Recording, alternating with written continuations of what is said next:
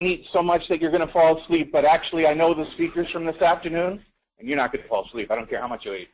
It just isn't going to happen. Our first speaker this afternoon is going to talk to us about some extremely important issues about IA and renewal. Our speaker is Sean Haynes. He launched his business in 2007. He came from a banking background, and he saw the business and the tax opportunities as many people with business backgrounds do and financial backgrounds. Now he launched himself as a diamond and also his sons, who are 11 and 8 years old. They have a business now that has done $7 million in sales in 50 countries at the age of 11 and 8. Personally, Sean has launched 62 VDMs that have grown to 4,200 around the world in 65 countries, including 2,000 in 27 Caribbean islands. So if you can imagine the income potential from this business for those people, 2,000 people in the Caribbean islands have been affected by one of our regional ambassadors. That is incredible.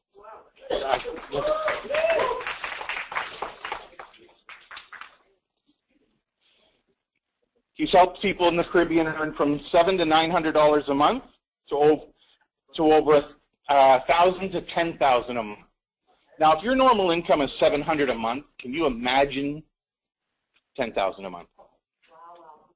That's what Sean's doing. That's what we are all doing. And that's why we say we have to share this business. You're not selling anything. You're sharing the best opportunity in the world. Without any further ado, with Sean having earned residual income every single week for the last 320 weeks now, part of the 10K Club, it is my high honor to ask my sponsor to come forward and say hello and teach us. Thank you, Sean.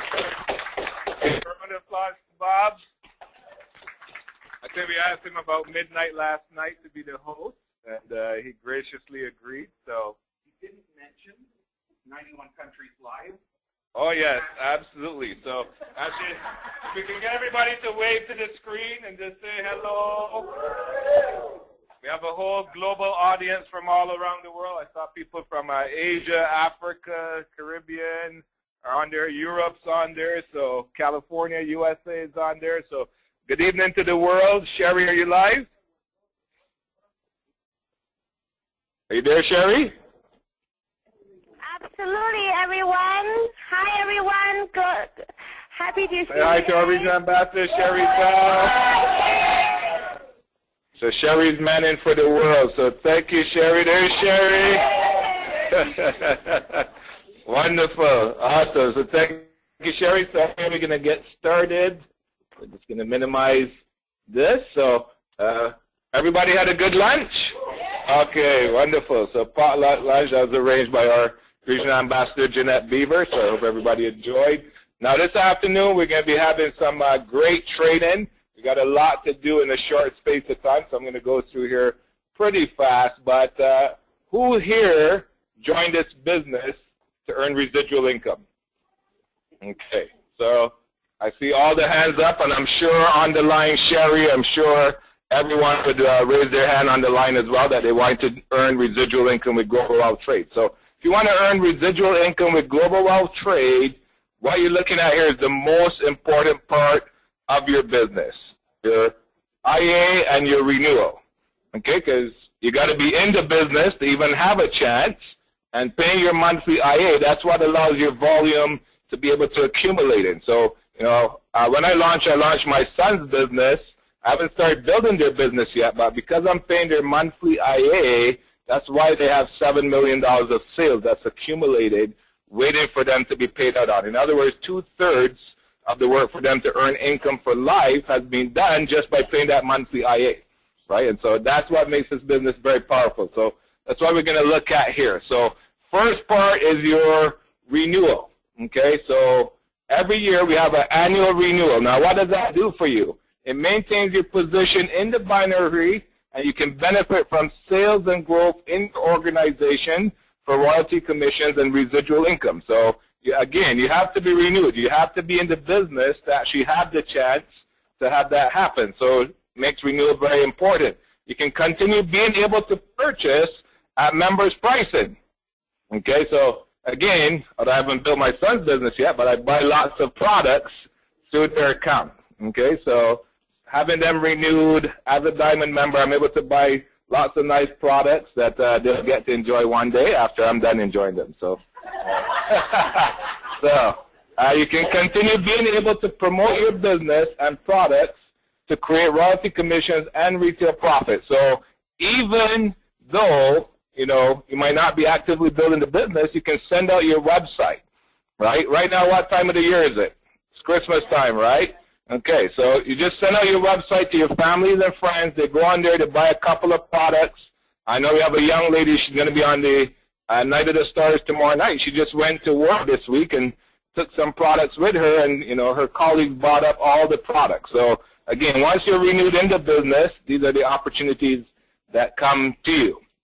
And you get a renewal package.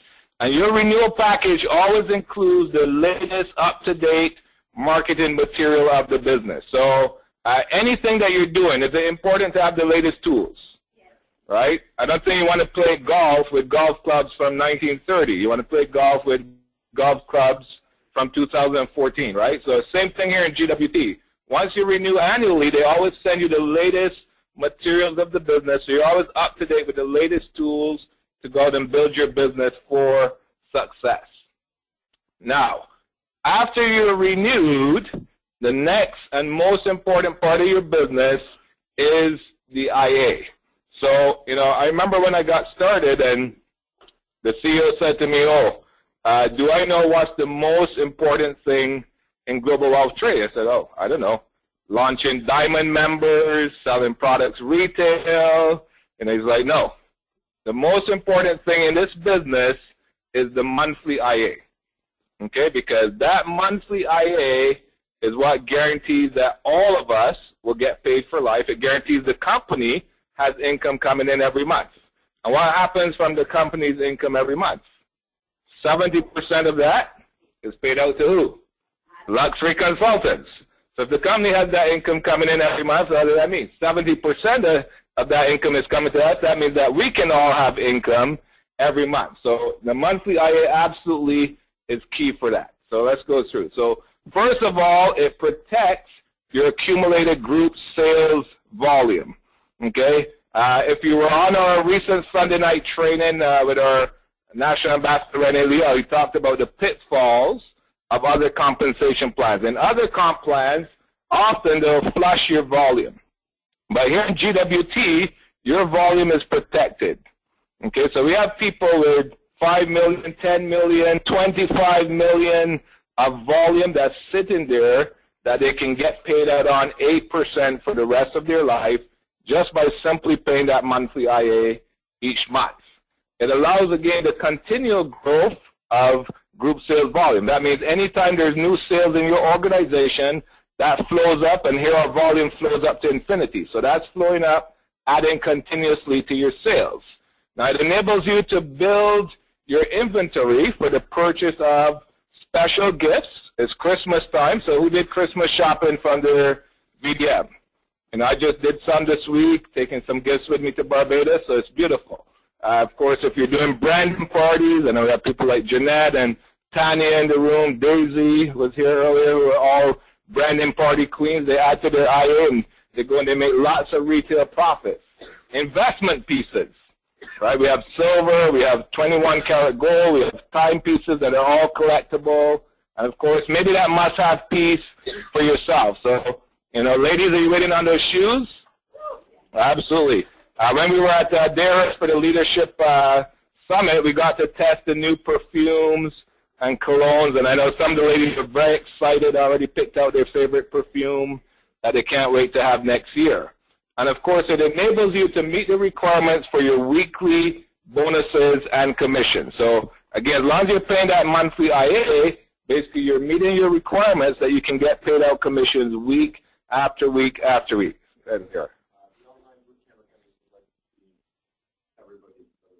Oh, am I blocking? Sorry. Okay. Yes.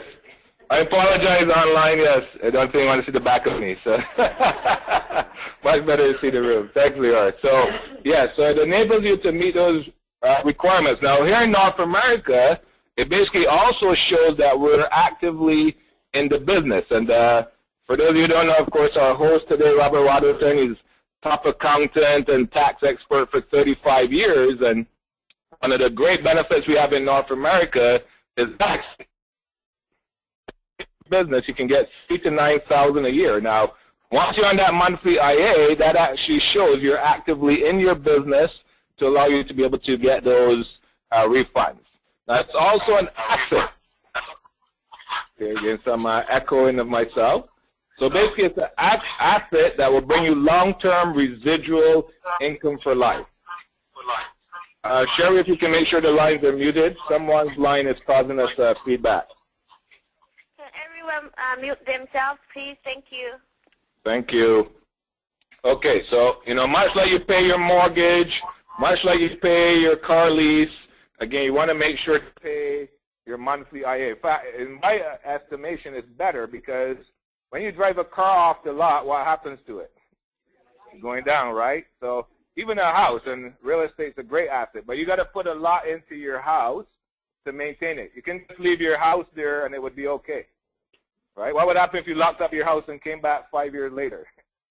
It wouldn't be in that good shape, right? So, but here, as long as you're paying that monthly IA, you could even go away for 5 years. We have people who've done that.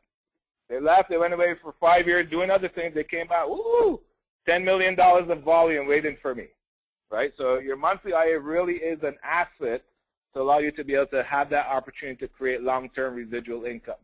So it's very much like a layaway program. So what happens, everyone is adding to their monthly IA for their purposes, but now that sales volume, 75%, basically is flowing up, which you now get paid on weekly on both your teams down to infinity, and every 6,250 sales now pays you up to $500. And again, look at all the different things you can use that for, from retail to bridal to giving to savings to investment. Everyone has different purposes of why they're adding to their monthly IA. But much like I saw every hand raised earlier, regardless of what you use, what goes into your IA for, because that's 100% your money to do whatever you want. So any of those things there you can do. But as each of us add to our monthly IA, 75% is flowing up for all of us from our teams, which allows all of us to be able to earn ongoing residual income. So again, what happens very simply? We help people to launch their malls. Who help people to launch their malls? You've all seen this slide. It's a simple business of duplication. But you simply help 5 people to launch their malls. Who help 5? Who help 5?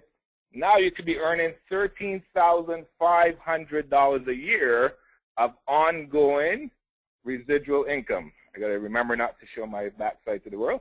So, so who here has ever gotten a raise at their job of $13,500? Right? Exactly. But here, we know in GWT, I mean, we have people now literally in their first month. Right? I'm sure, Brian, in Nigeria, I'm sure we have some people 1 or 2 months. They've probably already given themselves that raise, right? So that's the amazing thing with this business is that you can give yourself a raise that you were never going to get in your job. And unlike your job, you can stop working here, and that still will continue to come in for you. Of course, eventually, as 125 grows to 625 to 3,125, now you're up to $337,500 a year of residual income.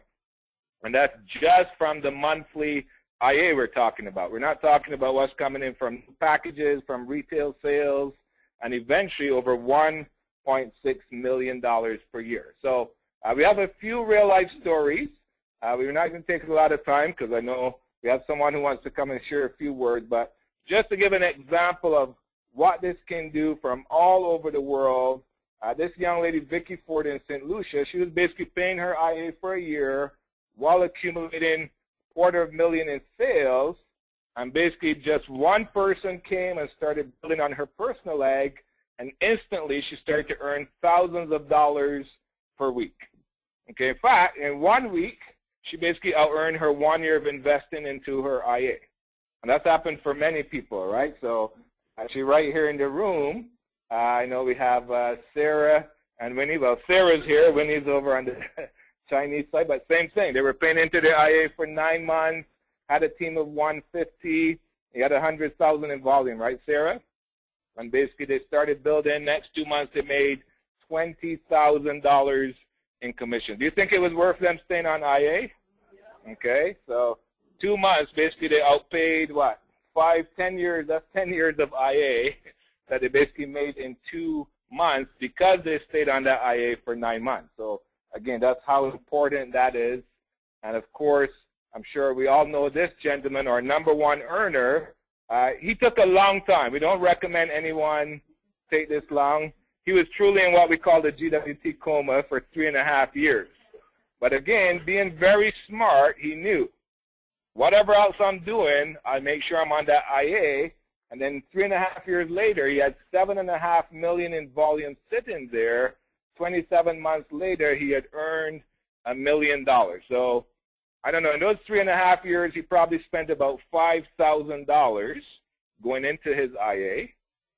But because of that, 27 months later, he made $1 million. Is that a good return on investment? I mean, exactly. So that's why you want to make sure, and you want to make sure all your team is very clear. Stay on your monthly IA. Doesn't matter what's happening in life. Things happen in life. We go through hills and valleys in life and business. But stay on your monthly IA because that's the game changer. That's the life changer that can take you to all your dreams coming true in this business. As long as you're an IA, you're in it and you can win it. Okay, so at this time, we're going to have a young lady come up. I know she wants to share her story quickly, and she has some quick words of advice to help everyone help their team stay on monthly IA. So I'm going to bring up our regional ambassador, Jeanette Beaver, to share a few words. Thank you. Well, I started 7 years ago, and from that, you know, we go through life. So I built it, and then I kind of neglected it, built it again, neglected it, built it again. But it's all worth it. So because of that, I continuously putting in my monthly IA. So when I came back and build it, they actually call me bank machine. Because every time I match it up on the other side, all I do is just cash out, right? But there's $1 million advice I wanted to give to everyone. And this literally is going to create $1 million to your business. So you know how sometimes a lot of people don't want to put in their monthly IA because they think that it's an expense. Well, actually, I came from traditional business background. My monthly overhead in my traditional business is actually over $20,000 per month. That's how much I spend every month, whether I make sales or not. I have to put up the $20,000. So here you have 35, 75, and 150. What if I tell you you only have to invest that one time? You don't have to ever put out the monthly IA out of your pocket, just one time.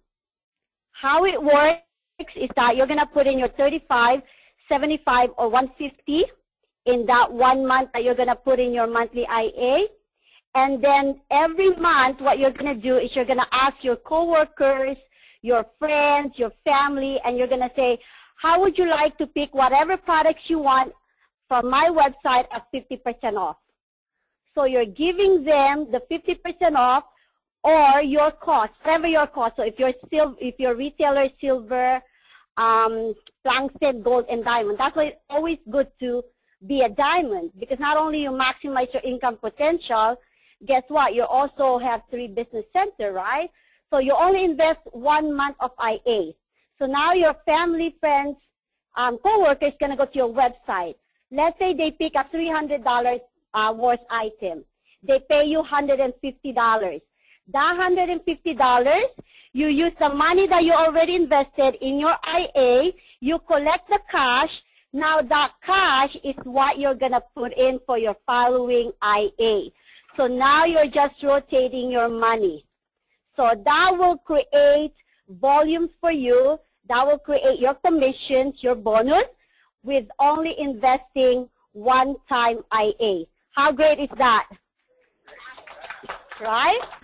So now your family, friends, and coworkers are going to love you because every month they know that you have something special.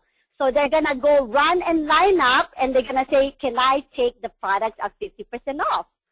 So now you're just rotating your money, right? So now you only have to invest one time on your monthly IA. Awesome. Thank you, Jeanette. Or we can go to Daisy or Tanya and figure out how they sell retail at full price. But that's a great idea. Okay, so now the importance of your appropriate level of monthly IA. So you just heard Jeanette talk about being a diamond, getting to 50% off. Now, if you're a diamond at 150, of course, that IA is accumulating not only in your VDM1, but also in your VDM2 and your VDM3. Now, you get paid out for the level of IA you're at. So if you're a diamond, but you pay 75 or 35 IA, now you get paid at 375 or 125 instead of $500 per cycle.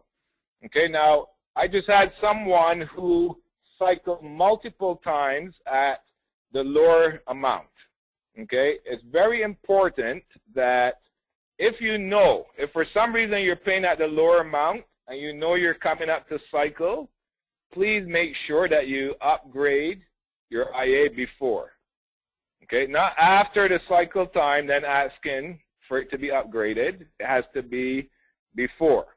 Okay, so it's very, very important. If for some reason you're diamond, but you're paying 35 or 75 IA, and you know that you're going to be cycling soon, make sure you've upgraded to that 150 so you can cycle at 500. Okay, very important. Now also, your business development bonus is based on the appropriate IA. So, for example, we know Jeanette is getting that bonus from our National Ambassador, Rene Liao, the $100,000 man. So can you imagine if she wasn't at the right level of IA and she wasn't able to get that full bonus?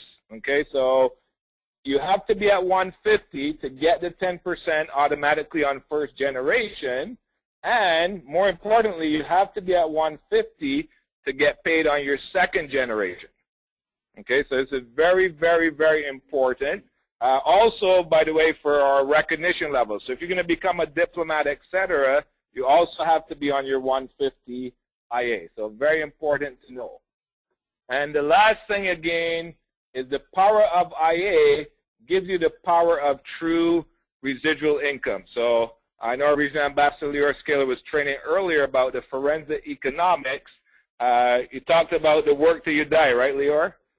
That's a reality now in Canada and the USA. Work till you die. But look at what IA can turn into residual income for you. Just $500 of residual income is equivalent to having $120,000 in the bank. How long does it take to save $120,000? Right? Here, one monthly cycle. I mean, we have people join this business in their first month. They're already making more than $500 a month. How about you get to $3,000 a month residual income? You got to have $720,000 in the bank. How long to save that? You know, most Canadians don't save that and work until age 65. That used to be the age of retirement. Now it's work till you die. This is why, because this becomes harder and harder to do. Now at $5,000 a month, you need to have $1.2 million in the bank. Virtually no one working a regular job is going to save $1.2 million in their lifetime. Right? This is again why work till you die. And then of course $10,000 a month, $2.4 million. So by paying your IA, now you can create residual income that you would have no chance to have savings in the bank to pay that out to you. Okay? But here, we know in GWT, we have people doing this now in their first year, making $10,000 a month. We have people doing this in their first 6 months, making $10,000 a month. Okay, that's the power of IA. Again, you got some great tips from Jeanette. Go to sell retail. You can easily sell retail $150 a month. Stay on your IA. Have your team stay on your IA, and we can all earn residual income for life. So thank you very much. I'm going to pass it back to our host, Robert Watterson. Thank you very much, Sean. That's fantastic. It's great to understand these numbers. If you can get those numbers written down and look at them a few times. If you need to have in retirement $5,000 a month, where is it going to come from? 1.2 million in your bank account? You owe 163% of what you earn, according to earlier slides. How can we do it? We're going to ask our regional ambassador, Lior, to come back up again and give us some more information on your whys. Now, if you haven't heard enough about the financial side of your whys, now we're going to hear some more. But remember your financial side, because your recruits need to know that. Lior, would you like to join us and tell us exactly what's going on? Thank you. All right. Hello again. You guys are sleeping. Hello again. All right, good. You guys falling asleep? No? How about you guys? Yep, they're sleeping. All right, so you guys ready for some fun stuff? Are you sure? Okay, good. Fun stuff time. So, your why. Why are you here? Go home. Okay. So, I'd like you all to remember the first day that you joined this company. When you filled out, bless you, when you filled out that application form. Nora, do you remember that day?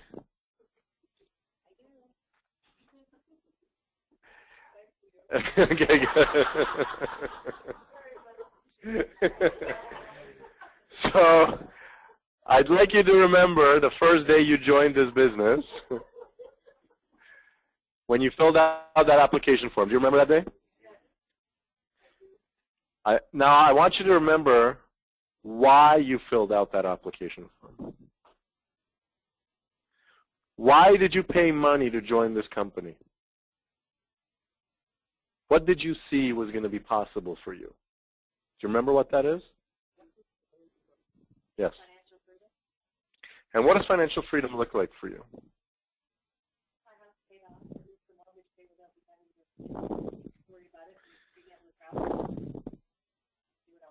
So mortgage paid off means financial freedom to you. Okay.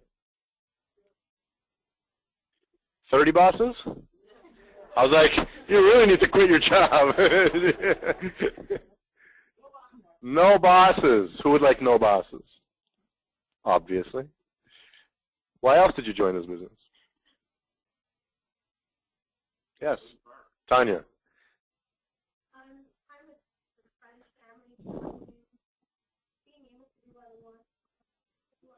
That sounds good. What did you say, David? Your dream car. What's your dream car? Can you share it up? He said a Lamborghini. And Tanya said, I want that too. What color? Black. Okay, good. What about the interior? Pink. If you see someone with a black Lamborghini and pink seats, right there. Why else? Yes. Never look at the price tag when you shop. Or look at it and say, who cares? Yes. Your. Residual income. Yes, Sherry. This is Obdulia. Let's have someone from the audience, from the International Boot Camp. Let's have someone from the International Boot Camp share. All right, so who got it, Julia? So I'm still, go ahead and go with one more in your room, and then let's just have someone from the International type in their answer. Okay, so International, type in your answer. Okay, International, type in your answers or unmute yourself, Sid, and what about you guys? What do you guys, why did you guys pay all this money to get started? I was tired of paying, building somebody else's dream. Tired of building somebody else's dream. Gets tiring. I remember when I was working for Microsoft, and I don't think Bill Gates needs more money. I was tired. Yes? I joined because I watched my grandmother for the last 15 years have a stroke and all her finances that she was. So to see somebody that you love get sick, and at the end of the day there's no money to bury them, I leave that for your children. I don't want to leave that from. I got it. So for all of you guys, she said, you know, not having enough money to take care of your loved ones when it's that time for them to go, and not having enough money to, or leaving debt for your kids is not the way to live, right? So that's why you got started. That's a powerful why. It's a powerful why. Yes? I think the answer I'm going to give for that, since I only joined last week, I think this is the legacy of my family. For your family? Yes. Okay. Yes? Abdulia? I don't have anybody yet. They're kind of quiet. You said you wanted to share. I do have some now. Oh, you have some now. Okay. You see we got them. All right. Go ahead. Okay, so we have Sharon to compete in the Olympia and train with the best trainers. Wow. That's pretty specific, right? Miss Olympia. That's cool. Bernicia, never have money problems ever. Cool. Anybody else? Vanessa, I spend more time with my kids, travel, house by the beach in Haiti, a chalet in Canada, and help more people live their dreams. That's nice. And one more person, Bernicia, with, okay, when every day, literally, it's payday. When every day is payday. Yes. That's a good reason. All right, thank you, Abdulia. All right, so we're going to do an exercise. You guys ready for an exercise? Yes. Okay, good. Pen and paper, everybody got one? Yeah. If you don't, put up your hand, we'll give you one. We need somebody to share a pen and a paper over there, please. Thank you. Everybody else got one, pen and a paper? You need one? Who needs paper? Anybody else need paper? Give us. I can't hear you. Anyone else need paper? Okay. Anybody need a pen? Yeah, they're going to give you. Everybody have a pen? Okay. Everybody got one? Okay, good. So, I want you to remember that moment when you signed that application form. And I want you to write down exactly why you got started in this business. And please, please, please, please, please make it as specific as you possibly can. So, a new house is great, but a new house on the beach in Italy is better. Okay? A new car is great, but a Lamborghini black with pink seats is better.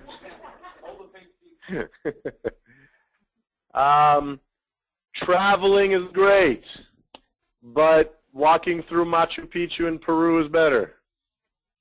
Be specific, please. You got about 2 minutes. Go. And the international audience, please do the same thing. what just Leo asked us to do?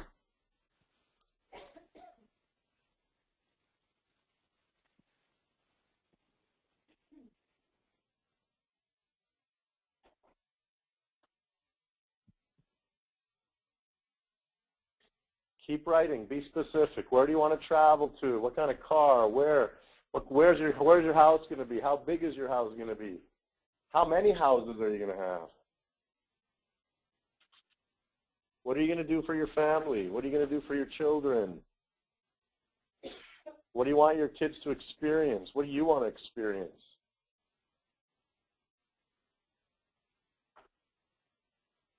What kind of charities do you want to give money to? What kind of causes do you want to create? What kind of foundations do you want to create? What are you passionate about? What kind of hobbies are you going to do every day? Keep writing. Don't stop.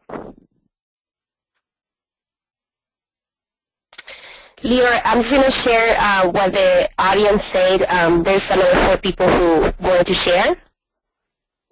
We're not doing any sharing right now, Abdulia. We can do that after. Okay. Thank you.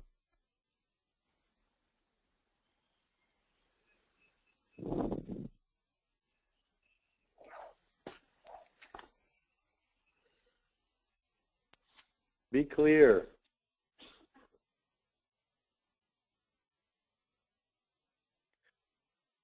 What if I told you whatever you write down you're going to get? What would you write down?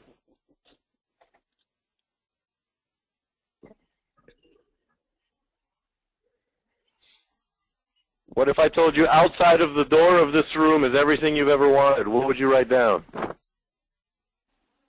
What would you want?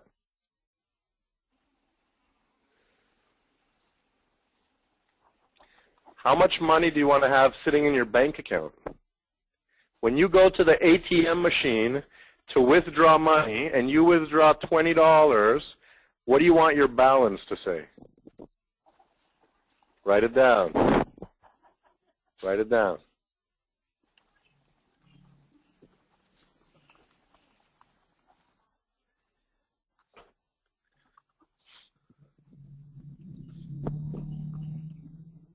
Do you want to be recognized when you're walking through the shopping mall?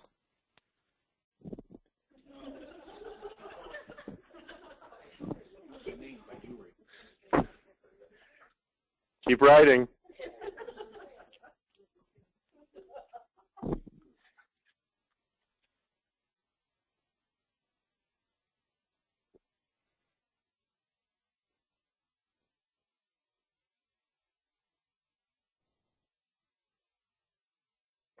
Be specific. Whatever you write down, you're going to get. I promise you. It's not a secret, or is it?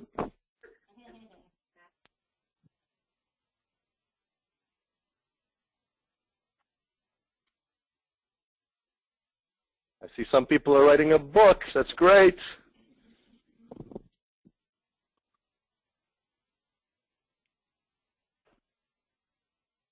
Remember, your why needs to make you cry. It needs to be powerful. It needs to hit home.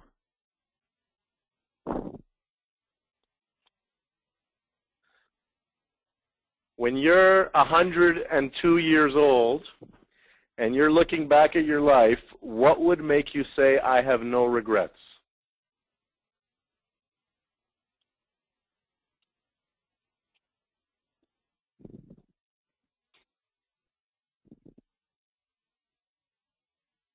What would make you say, my life was worth it? What kind of difference do you want to make in the world? Write it down.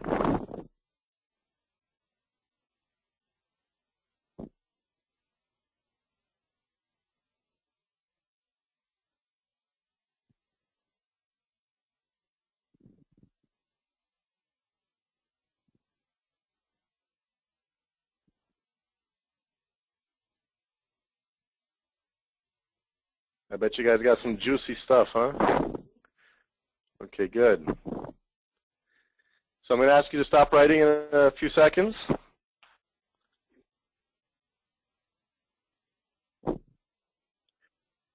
Okay, good.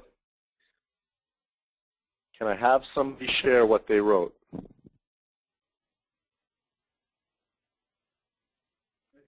Didier, let's give him a round of applause.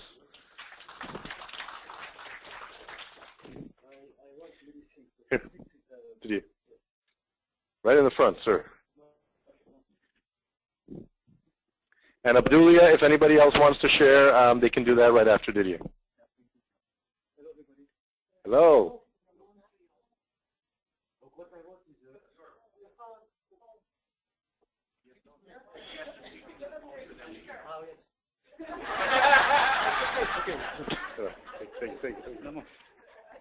Hello, everybody.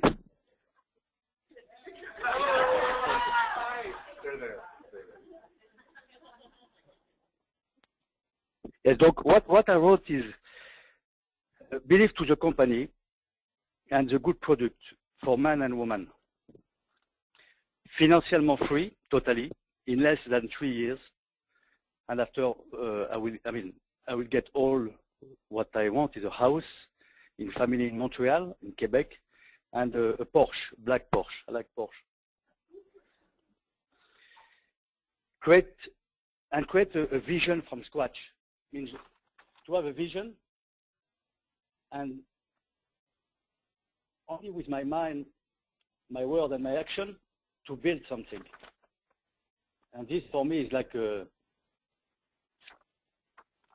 nothing better for me to be my word and to create something. I will fail, but I will again work up because there are people around me who can help me for that, to build.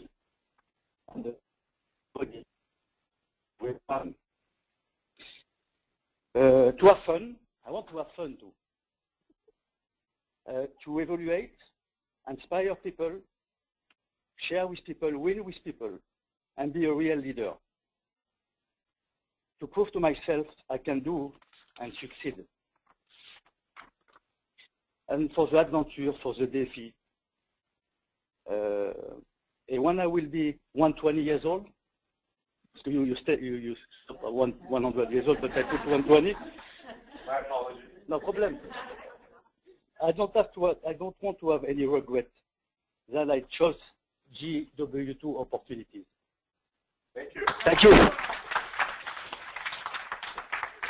Very good stuff. Abdulia, do we have somebody who wants to share on the line? Sure. I'm going to share when you ask what, we're also going to share their why, but I just want to share really quick when they launched their BDM, what was the reason why. We have LAMIT, Leadership Program, Freedom, Help Others. We have Richard. Richard says, get away from my 2 jobs. Mira says, financial freedom. Hawa says to be able to travel without squeezing my budget. And then now we're going to have Sherry sharing some of the whys that we just got from the audience. Okay, thanks for throwing the ball back to me. So Hawa continues that to pay off my mortgage. No, sorry, that's Myra. Hawa said to live with the kind of home that I so desire. So Hawa, I think as Leo shared earlier, you better to have exactly what kind of home that you desire. So in the more exact way. So okay. Let's continue. We have Bob saying dream house in Costa Rica, provide a daughter's college tuition, and third is never worry again for what I can afford anything. Mara said to total care of my my mother's house expenses. Wow. And when I can live well and go when I can live well and go where I can without having think about where the money is. So basically, everyone has a very similar whys here. So let's go back to Lior. Thank you, Lior. Thank you. Give them a round of applause.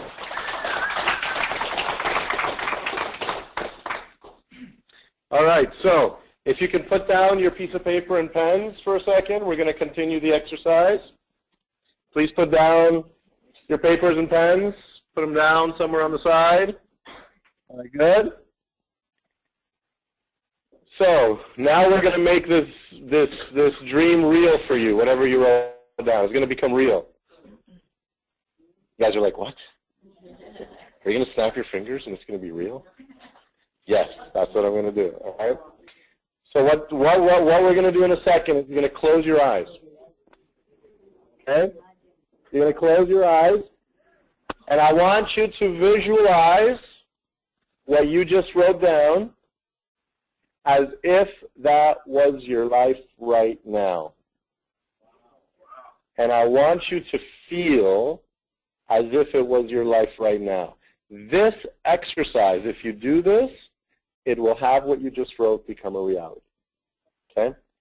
So close your eyes, and whatever you wrote down on that piece of paper, I want you to feel it and see it. If you put down a Lamborghini with pink seats, red seats, I want you to visualize yourself in that Lamborghini, sitting in the driver's seat with your hands on the wheel, looking inside the dashboard and the passenger side seat. Look out the window. What do you see? You know, imagine yourself putting your foot on that gas pedal, putting the car into drive, driving that car. It's my dream, all right? This is my dream. All right, I'm going to be quiet now and let you guys dream, all right? All right, so close your eyes. Forget about my Lamborghini. And picture yourself in your new life. Your new life.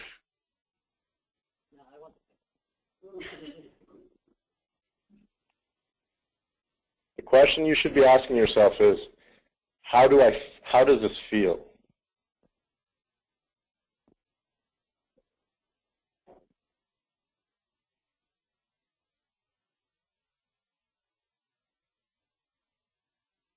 I'm seeing a lot of smiles right now.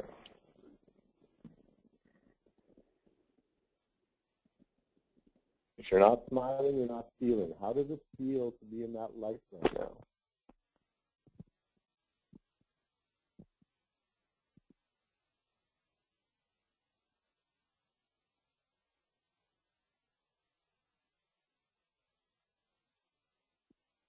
This is your life. Feel it. This is everything you've always wanted.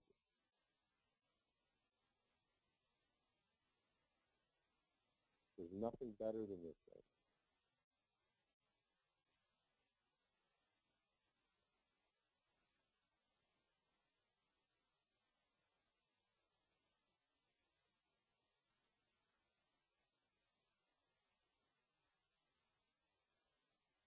You feel good?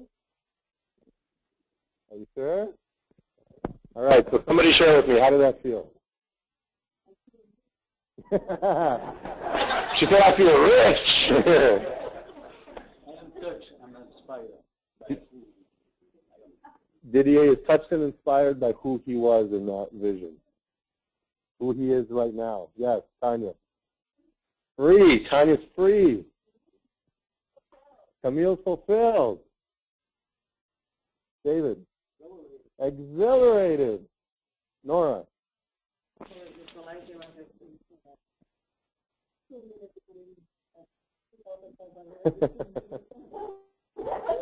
She's loading her 2,500 10 times in a row.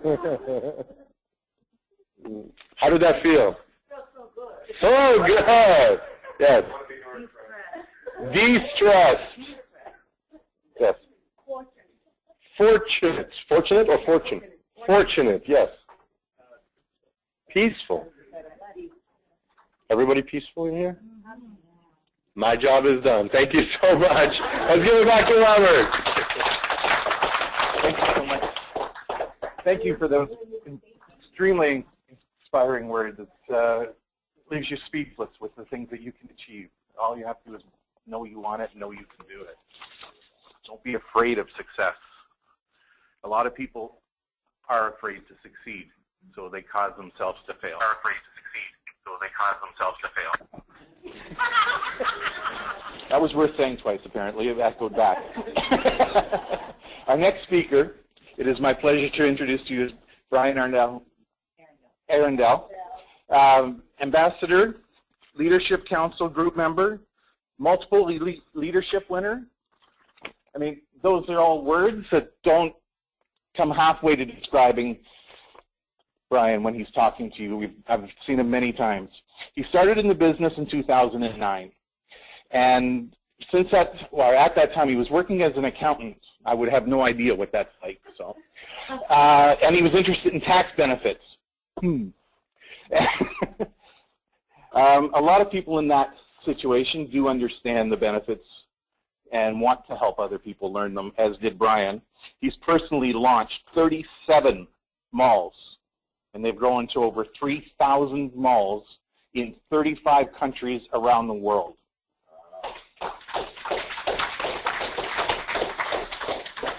Brian once told me that one of the things he wanted to be able to do and why he came into this business was to be able to travel from time to time. Now he's looking to find a way to stay home from time to time. He has traveled to places like Hong Kong, St. Martin, all over Africa. He just got back from Nigeria on a 3 or 4 country tour, just spreading the GWT goodwill, and with Renee, I believe you were, and it was an amazing time for them over there, I heard. In most businesses, you have a very strong limitation. One of the people in Nigeria, actually, that is making a significant amount of money is 9 generations down. That's Comfort. She's 9 generations down on Brian. The first person he sponsored in Nigeria is 6 generations down. To date, monthly, $800,000 in volume. Unbelievable. Brian, come on up and show us how to do that.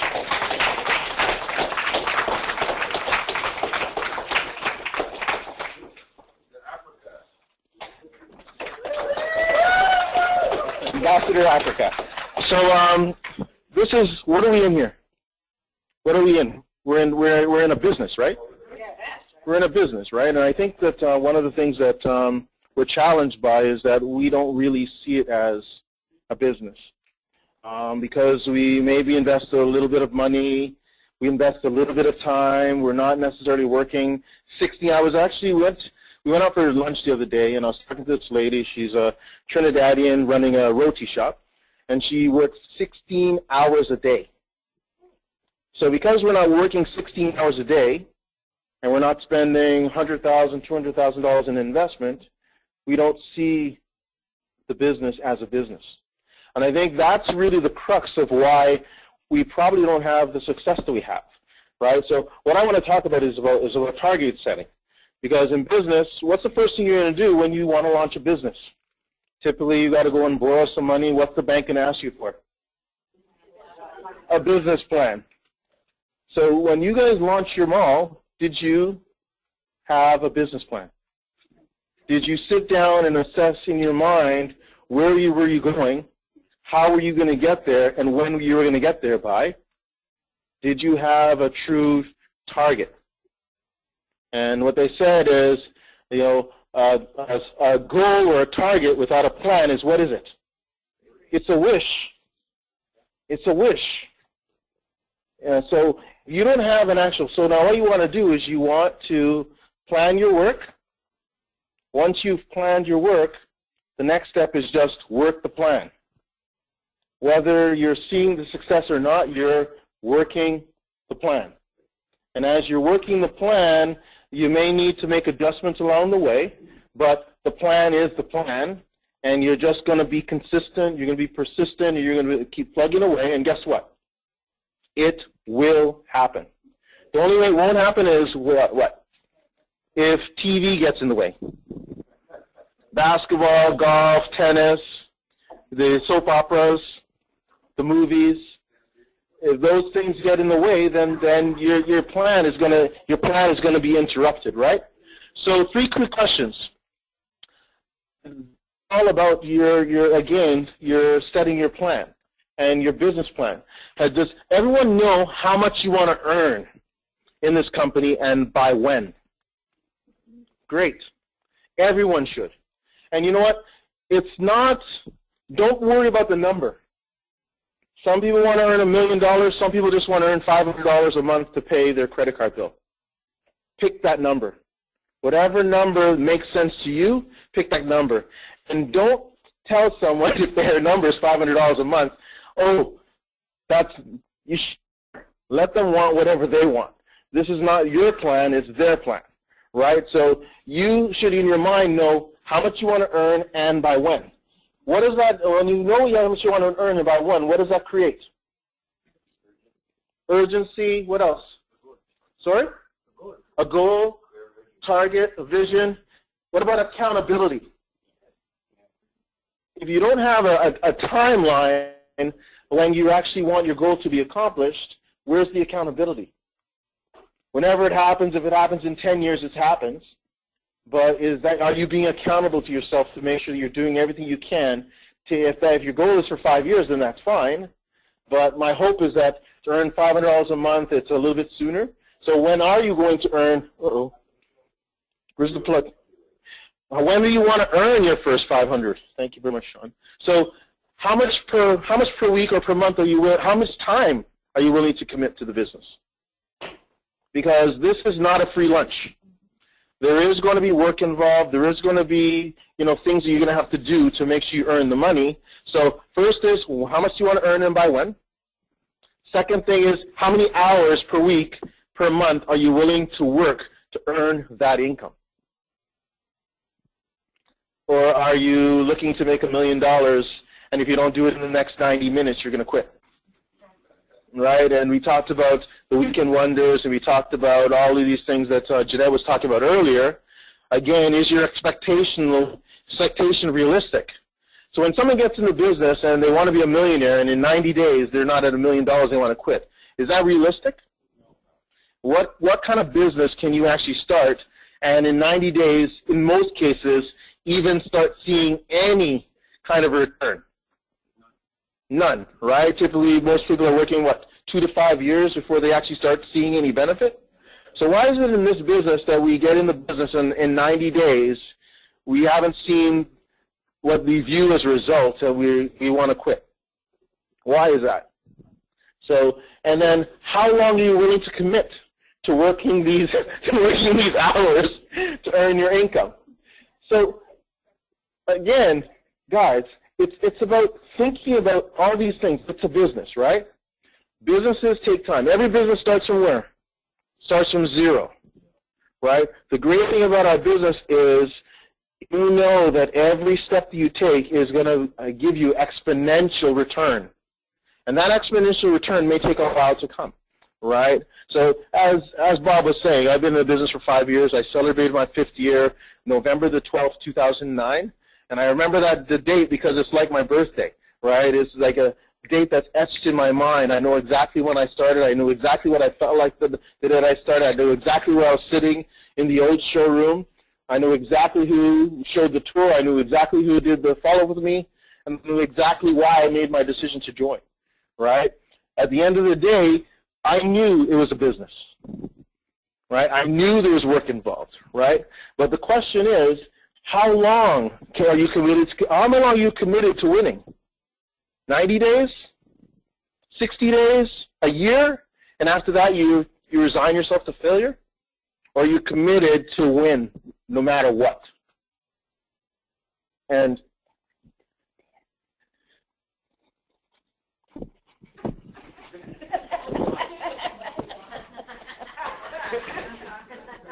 Thank you, Brian. Good job. No problem. Or are you committed to winning? Are you committed to winning? What's your commitment to yourself? That's what I want to ask. I want you to think about that. What's your commitment to yourself? And how long are you committed to winning. Because honestly, everyone in this business, and it's unfortunate, and they have a shelf life. It's like a banana, right? The banana's sitting there, and every day the banana is what? It's ripening, or it's rotting, it's dying, right? So what's your shelf life? And how long are you going to allow yourself to sit there and rot? Slowly. And again, I don't want to be too deep with everyone, but it's true, right? So if you're not earning, the longer you take to earn what you want to earn, you're that banana. Eventually, guess what's going to happen? You have to ultimately dispose of it, right? But if you have a target, one of the things it's going to create an opportunity for you to benchmark. And we're going to talk about benchmarking in a second, because we're going to sort of go through some of the key things that you need to be focused on in terms of what your targets need to be, and you're going to set the target, not me. It's great to have, you know, the superstars like the Renee Liaos and the Sean Hayneses and the Sherry Zhaos and the Abdurazaks and the Howas and the names. This goes on and on and on and on and on, right? And the comforts. But you're going to be your own superstar. But you're going to create exactly what you want your business to look at. You're going to create your business plan, and you're going to create your timeline in terms of when you want to hit these targets. And you're going to, unfortunately, the good point and the bad point is you're the one who keeps yourself accountable. Right? And at the end of the day, no matter how many fingers we point at someone else in terms of why we don't succeed, they say when you point at someone else, what? There are like 3 other fingers pointing back at you, right? Because the ownership and the accountability rests right here. Right? So if I'm not making what I want to make, who's to blame? Me. Me, I'm to blame, right? So how long are you willing to commit to working those hours? And the great thing is when you're sitting down and you're doing this, hopefully with your upline, and you're doing it hopefully with your team, when you're talking to someone about this, it's your time then to assess, one, how serious is this person? How much are they going to need me to get them on track to make sure they learn how to do this as quickly as possible? And believe me, when you have someone like this in your team who's that focused, they're going to make you busy. So get ready to start to work. And I always tell people, be careful what you wish for, because if it comes true, you better be in a position to be able to step up. So if you're not, now's the time to start learning. So don't wait till tomorrow. Let's start doing it. Start doing it today, right?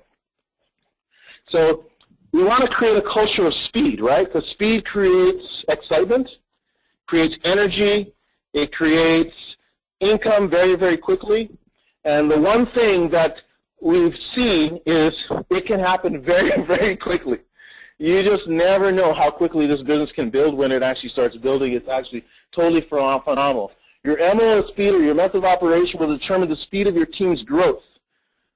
What's the speed of the leaders based on who? The speed of the pack is based on who? The leader, right? So if you're slow, guess what? Your team is going to follow your lead, right? And so you want to be the fastest one out of the gate. If you're a diamond immediately or within 30 days, that will be the culture in your team. With the help of your My 5, set the following targets immediately and share it with your team. Because your team is going to be instrumental, not only your upline team, but your downline team, and even maybe your crossline teams, because you can create a very good dynamic of maybe friendly competition to push each other, right? So now, in essence, if you're not a diamond, when are you going to be a diamond by? Now, I'll be a diamond someday. I'm going to be a diamond within the next 30, 60, or 90 days. Set the date. That's making your plan or planning your work, and then you're going to work your plan to make sure that you're a diamond by that timeline. I want everyone to use the papers that you just got from Lior. I want you to write this down. If you're not a diamond, when are you going to be a diamond by? Put it on paper. Yes, Sean. Yes. So if you're not a diamond yet, and you happen to be a gold, you happen to be a plankton, you have to be a silver, guess what? Maybe your goal was to be diamond for 30 days, so guess what? The next 4 days you work, because you have an opportunity to be a diamond by every 2 memberships you launch. you get a free upgrade, right? If you're not a diamond, maybe that's your target and you want to do that and maybe you're gold, you can do that, you know, within the next 3 days, right? 3 days, right? 2 days, yeah. So when are you going to be a diplomat? Again, this is all setting the culture. And, you know, one of the cultures, and it's funny because I think one of the, using the tools of the system like Launchpad, right? And Ramin is just phenomenal in terms of his mindset, in terms of how he's created this business. But if everyone understood it, and everyone just plugged into the system that he's created, you know, diamond in 7 days, diplomat, or ambassador within the first 30 days, if you had one person doing that every single month in your team, anywhere in your business, and that became the culture ultimately, you wouldn't be able to imagine how much money you could make. You would make. So that's about, so diamond by when, diplomat by when, and ambassador by when. So this is your plan, right? And you're using this as your milestones and your benchmarks to see, am I on track? If you want to be, you know, an ambassador by, you know, May or by March, then you better be well on your way to becoming a diplomat already, or you better be tracking towards that. And then you can watch where you're going to say, am I on track? Do I need to do a little bit more? Because the goal isn't to change the date and just keep pushing it back and pushing it back and pushing it back. The goal is to stay accountable to what you wrote down on paper. If you actually went to the bank with a business, this is my business plan, and you came back to them in a year and they're going to reassess it, they say, wait a minute, you didn't even hit your first target yet, and you want to borrow more money? What's the bank going to say? They're going to say no, right? Of course, right? When are you going to be in a regional ambassador by? So one of the great things, and this is, if you could create that mindset in people, and that's the one thing that, if anything, I'll say that they've been able to do so phenomenally on the other side of the world, is they've been able to set that as the target. And their target isn't typically to be a diplomat. Their target used to be an ambassador. Today, their targets are regional ambassadors. Thank you. Right? Regional ambassadors are a target. So, and again, they say shoot for the stars. Don't shoot for 3 feet off the ground because there's not much room there. But if you shoot for the stars, if you kind of miss your target, you still hit, you know, the moon. Or you still are pretty high, right? When are you going to be a national ambassador? When are you going to be a global ambassador? And when are you going to earn your $1 million? And honestly, for everyone in this room, it's really just a matter of time. Right? As long as you're consistent, as long as you're persistent, and as long as you keep plugging away, you will have success. It's a foregone conclusion in my mind that people have success. The only reason you won't is when you're not doing it, right? And that's really what it comes down to. So again, the Launchpad, and we talked a little bit about this before, this is the business plan. This is what you have to basically ingrain in your mind as your action plan in your DNA. And this is what you need your team to be focusing on. So if you can get everyone to the Launchpad, the next 30 days training, and create that system where everyone plugs into, you're walking around and you're just hearing your team talking about it, that's now a culture. Because you started preaching it, but now you're not preaching it anymore. You've got people around you preaching it, and they're not just preaching it here in Canada, they're preaching it in Asia. They're preaching it in Africa. They're preaching it in the UK. They're preaching it in the US. And your business is now just creating so much volume, and that's what this is going to do. If people have these as targets and they're shooting for them, what's it going to create? Commission of volume, success, income, stories. Because every time someone hears of someone having success, that shows them that it's possible for them to have the success, right? So, and then of course, so write down when is your VDM launch date. This is for a brand new person. So your first person, when's their VDM launched? When is their first business call date? Get them to take action immediately, right? Don't put it off to next week. You're starting today. Let's do your first call today. Let's do your first call tomorrow. Like, you want to do it immediately. You want to create that culture that it's important. And if it's important to you, it's important to your team. If it's not important to you, guess what? It's not important to them either, right? It starts with you. My first Tuesday webinar date. So if someone gets started, these are the things you need to make sure that they're connected to. I start today. My first Tuesday date is what? In 3 days? That's the first webinar that they should be on, right? My first Sunday webinar is when? It's tomorrow, right? It's not next week. It's not the week after. I'm launching my business today. It's important to me. My first date in terms of my webinar is tomorrow, Sunday, not a week from Sunday, right? My first branding party. And of course, when am I going to earn my first business income? What's the first income you can earn? Sign up is one? Retail, right? So it could be a number of different things. It could be retail. What am I going to? A branding party could lead to your first sale, right? Your first income. Thanks, right? So your branding party, which is going to be income, and then of course next is you got your wholesale profit from maybe launching a virtual designer mall yourself. That's sort of your second milestone. Your third milestone would be maybe cycling, and then once you cycle, it's repeating the pattern through someone else, and that's going to create your business development bonus, right? So those are all key milestones, but it starts at the beginning. And if your first one never comes, the rest will never come either, right? Man, this is hard. So does this make sense for anybody? Has everyone done this? Anyone not done it? I assume there's a lot, right?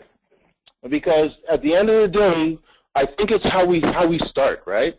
And it's our mindset right at the very beginning, right? Like everyone said, if you invested, and I say to everyone, if you are invested $169, pretend it's $1.6 million. Because your mindset will be different. You'll be saying, oh my gosh, this is my last $1.6 million. How am I going to get it back? You're going to be figuring out everything you can do to make sure that every minute of the day is focused on getting back that $1.6 million. The unfortunate thing is because it's $169, it's a pair of shoes. Right? Who cares, right? It's a dinner out, with the wife, or a couple dinners out with the wife. It's not a big deal, right? So we don't really value it as much, and because we don't value it as much, guess what the return is? It's nothing, right? So this is really the key. So what are we going to do after today? What's the first thing we're going to do? Set our target, right? Sit down in the comfort of your own home. One of the leaders used to say, maybe you need to turn off the lights and think about, listen, what do I want? And we did that exercise just a minute ago with you, right? What do I want? What do my life do I want? What am I willing to give up to get what I want? And then figure out, when do you want it by? It's not so much what you want. When do you want your push? When do you want it? And then holding yourself accountable to the date. Don't change the date, because now you're wimping out on yourself, right? So that's really my time. I want everyone to sit down and really, from today's the first day in your business, right? Absolutely. Yeah. So wherever you're at today, what's your next target? When are you going to be there by? What do you want? When you get paid next, and how much is it going to be? And when are you going to be a diplomat if you're not a diplomat? When are you going to be an ambassador if you're not an ambassador? When are you going to be a regional? And when are you going to hit your $1 million? And then all you're going to do is work backwards with the end in mind.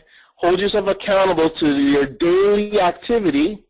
If you're doing the daily activity, guess what? $1 million is a foregone conclusion, if you're doing those things daily. All right? So thanks, everyone, for your time. And I'll pass it back to Bob. Thank you very much. Thank you, Brian. It was fantastic. When Brian first came up, I had mentioned something, and I think everybody missed it. All right? Brian, 9th person down, from that part on, his group group sales volume per month is $800,000. Retail. Okay? I don't hear any noise. He's phenomenal. He's a fantastic salesperson. He's a fantastic leader. We need to recognize that. We know we have these leaders here. That's fantastic. Thank you very much, Brian.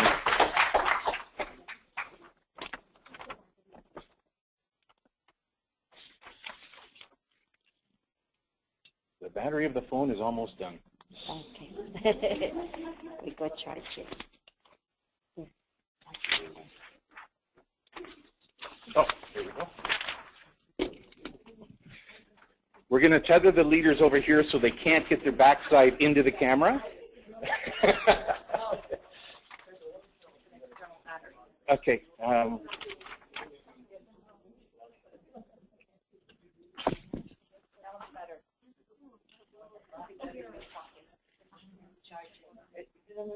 It's charging, so I'll see. All right. Sorry about that. Little technical glitch. There are two ladies in the room. I've met them quite a while ago. I've introduced them before, and I've mixed everything up on them. They are a fantastic team. So they work very, very, very well together. They are extremely good motivators, teachers, mentors.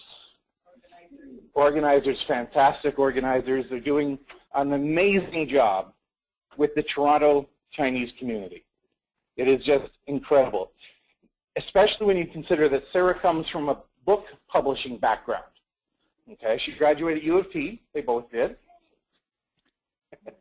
She's always had an entrepreneurial spirit, which is something that you really, in this business, is fantastic help for you.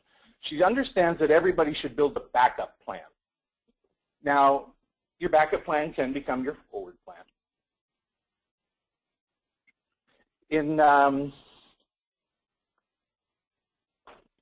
Actually, the two of them, Sarah and Winnie, got involved in some sort of cosmetic direct sales sort of thingy, and from wherever, and it didn't work so well.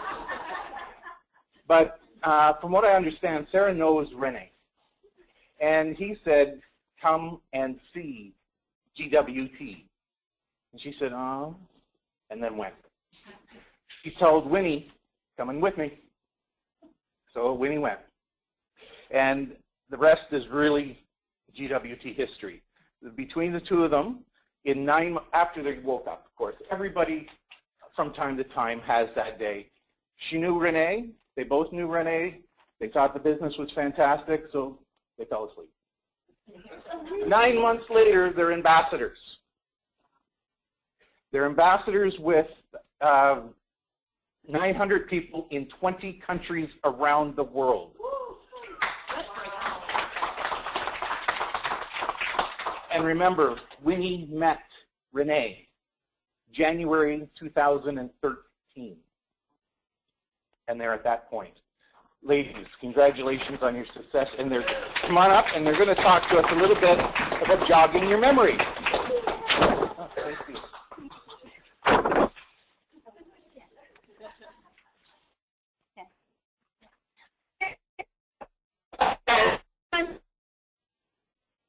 This thing right now because we had such a great potluck, right? So, you know, instead of jogging our energy, we're going to jog our memory. So what is the typical objection that a lot of average people that you know have when you present them with this business? Exactly. Or I only know my parents. That's it. So this is when, you know, you want to actually bring out this, right? So psychologically, most people really only know those people around them. So when they launch their BDM, they might be really, really excited, right? Sure. They're like, oh, I know someone in this business. It'll be perfect for it. I know 3 or 4 people. What happens the week after? I know the same 3 or 4 people. So most people just rotate around those same people because that's who they're closest to. That's the ones that they have like and trust with. So unless you write down and you have a name list, you don't actually know how many people you possibly are. A little bit about how to do that. And, you know, we are in direct sales, And despite most popular thinking that, you know, our inventory is all the sparkly stuff, it's actually the name list. If your name list runs dry, your inventory is gone, right? So we always have to keep the pipeline full. So A, your list must contain 100 names to start with. My starting number of names on my name list is blank, so that's your goal. When you're making the list of people you know, never prejudge anyone. No one is too poor. No one is too rich. No one is too young. No one is too old, right? No one is too geeky or nerdy. No one's too dumb or too smart. So your circle of influence is the key. It's not necessarily who you know, but maybe who you know that they know, right? How many generations later did Nigeria come out from Brian's team? How many generations down did our Chinese leaders come out? So it's just about persistence. And generally, the people that you think will go to the moon may do absolutely nothing. And we've experienced that a lot. And the people who you think would never get off the ground may become the strongest member of your team. So we have in that room across a 16-year-old sitting in the front row, as well as I think 65 or 70-year-old also in the front row, and they're doing really well. She didn't even know how to use the computer. Yeah, she just learned to sign up someone on her back office online. So age is not an issue. So the memory jogger is really helpful for obviously those people who feel like they don't know anyone, right? Because truthfully, you do know a lot of people. It's just locked up in that, you know, storage cabinet somewhere that you don't typically access. So some of the people would be like, obviously, family, relatives, friends, neighbor, coworker, social clubs, religious gatherings, people in your religious group, professionals like your doctor, your lawyer, your dentist, okay? Tradespeople, plumber, electrician, carpenter. I hope the names are sort of popping up as she's speaking. Right. Business owners, so salon stylists, nail stylists, you know, barber shops, okay? Organizations, are you involved with any type of organizational group? Daycare, okay? A funny story about daycare, actually. Renee actually introduced this opportunity to his son's old Montessori school teacher. And it was funny because the first time I met her, she was like, yeah, I always wondered what Renee was doing. I thought he was a drug dealer. Because he's always like blinged out. He has time to pick up his kids, you know. He's like the M5. Yeah, he's in a designer jogging suit, but he's wearing like his 21K Berry Mosh. Right? Sports, are you involved with sports? Schools, local businesses, any other MLM distributors. So, you know, Ramin has created the amazing Trade Up program. So this is for like a tool for you to use to approach other MLM people who have lost money, right? Next slide. Oh, no. Oh, yeah. Okay, so create your top hotshot 7 list by identifying their top 7 people who you want to partner with in your GW business. Then arrange a tour time with your sponsor or an upline for each of your top 7 hotshots. So the reason why it also says that is when you're first starting this business, you may not know the proper things to say. And that's why we have your My 5, right? People who you can rely on to help you book that appointment and help you speak. You shadow them, listen to them a few times, and then you're going to get it too. Because we say the same thing over and over and over every day. This business doesn't really change, right? So after you have given your top 7 hotshots GWT tour, refer back to your 100 list and create a new set of 7 hotshots. Okay, so next you want to write down your hotshot 7 names now. Okay, so get out a piece of paper and a pen, and if you need any paper, let us know. We'll get it to you. So write down your hotshot 7 names now, and then you can work on your next 250 in the next 7 days. Your list is your lifeline, and without it, you will be out of business soon. So your list starts with whom you know already around the globe and people you meet or connect with on social media, email blasts, advertising, and branding parties. So how much time do we have? About 15 minutes. 15 minutes? Okay. So you guys have 10 minutes to work on this. Okay, see how many names you can get on a piece of paper. Okay, let's start.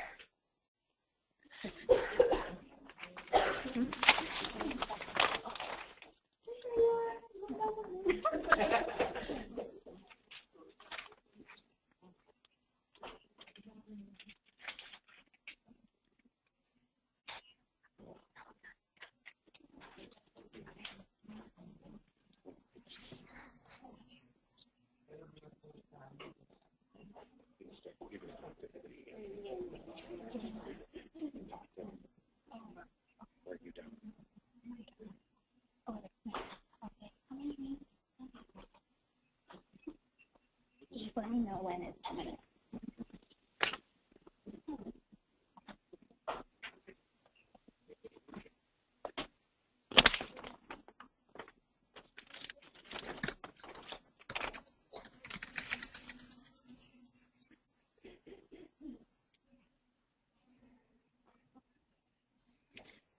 Actually, in this day and age, it should be pretty easy to get 250 because, you know, everyone's phone, if you open up your phone, your address list. Exactly. I have over 1,000 people on my Facebook list, and, you know, I'm my warm market, right? So.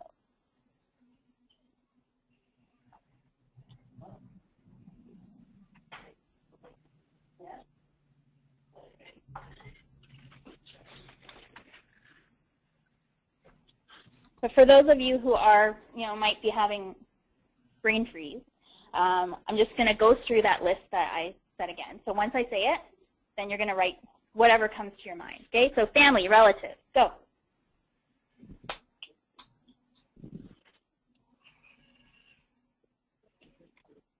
Friends.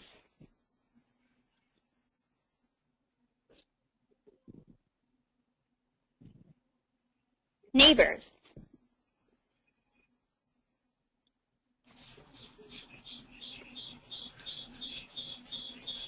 Coworkers.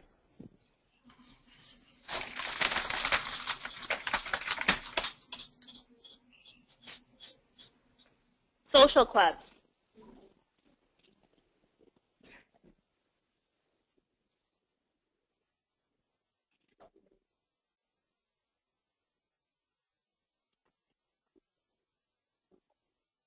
Religious gatherers.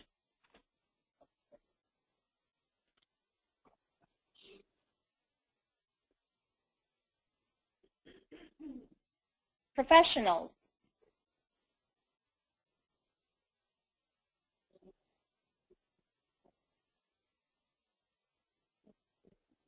Tradespeople.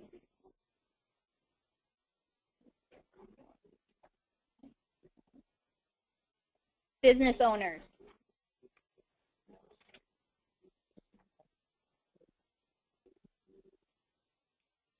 Organizational groups.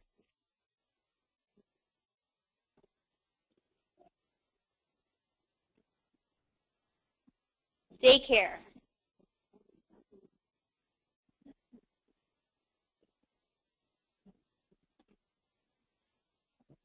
Sports groups.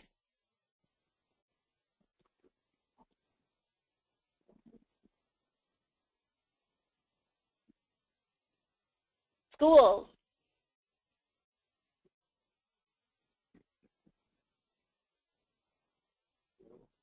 Local businesses.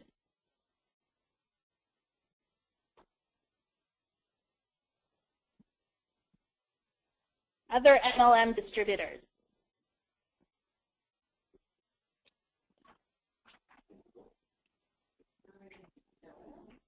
Okay, everyone put down their pens. So how many people have 20 names? Raise your hand. Raise your hands high. Okay, let's start with 10 names. 10 names. Okay. Yeah. Exactly. Okay. So 50 names. 100? You were writing really fast. 150. 200. Okay, how many? 204. Wow, 204. So in span of 10 minutes, she got 204 names.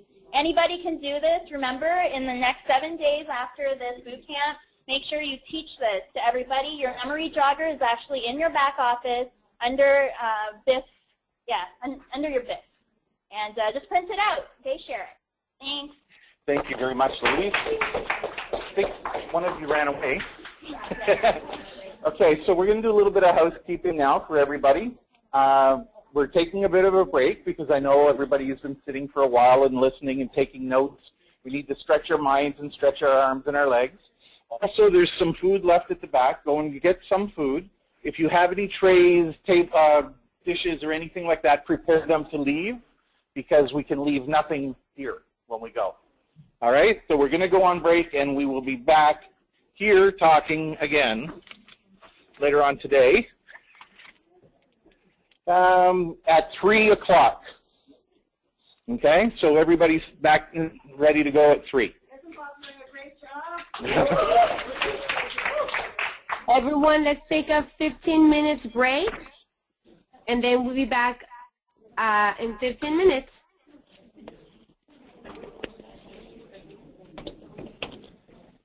Actually, Obdulia, we do have a few hands up from the world. Since they are taking a break, we can actually have a few of those people share on wherever they like to share. Yes, let's do it. Yeah. So first I'd like to unmute Asaf here. And he has his hands up for quite a bit. So Asaf, are you still there?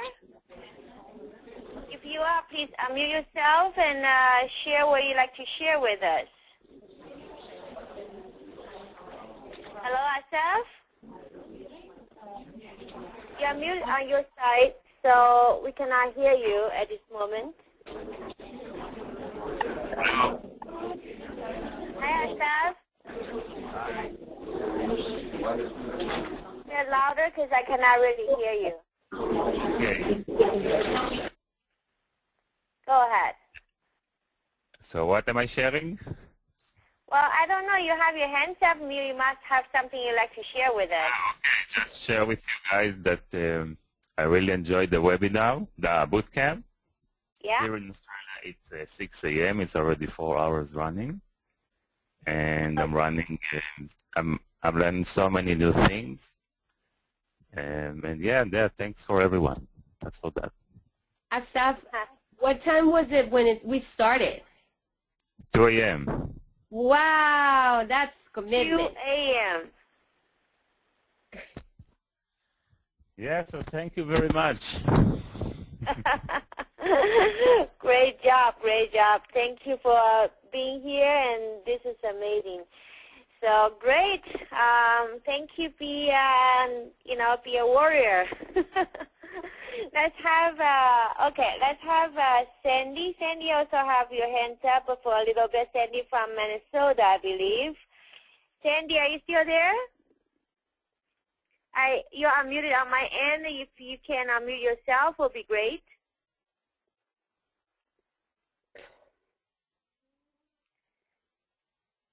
Hello, Sandy. Sandy from Minnesota. I think you are with the Ambitious Movement team, and if you guys have anything to share, please raise your hand, and I'm going to unmute you. So, Sandy, if you are there and you can unmute yourself, will be great. But in the meantime, let's unmute Anne Marie. I think she has something to share right here. Yes. Hello, Anne. Hi, good afternoon. Good day.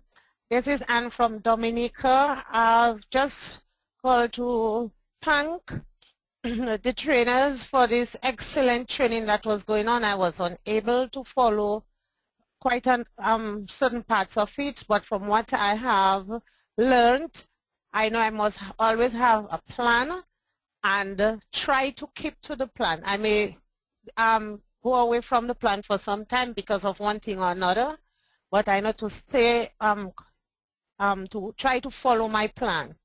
And thank you. Thank you. Thank you for being here. Yeah. And thanks for introducing. Thanks, yes. That is Dominica in the Caribbean. I am between Guadeloupe and What time is Martinique. it over there? Pardon? What time is it over there? Oh, it is 3:49 p.m. Okay, okay. At least the time is not as bad as Australia. No, I heard it's time. Yeah. Okay then, thank you. Great. Thank you, thank you. Okay, we also have Myra. If you have anything to share, if you don't, you can, put down your hands. But if you continue to have your hands up, I'm going to unmute you, and hopefully we can hear you. We have Simi. Hi, Simi. You're unmuted.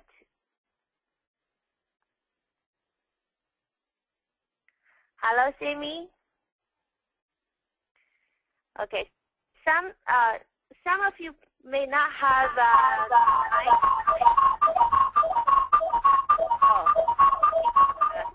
surround sound right here. I'm sorry. I cannot really hear you. I think it's, there's some technical difficulties right there. We have Abdulayer. I believe you're from Africa. Is that correct?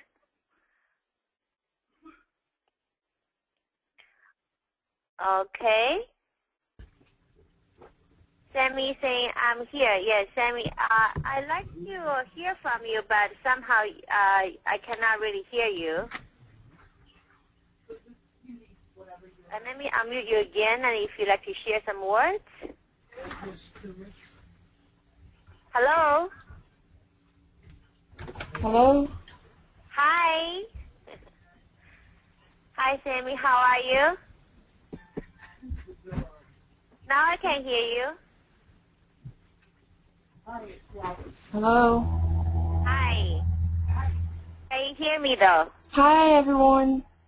Hello, hello. I can't hear anything.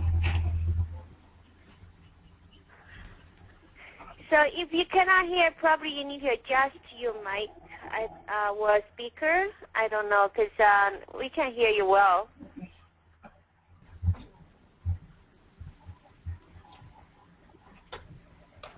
Okay.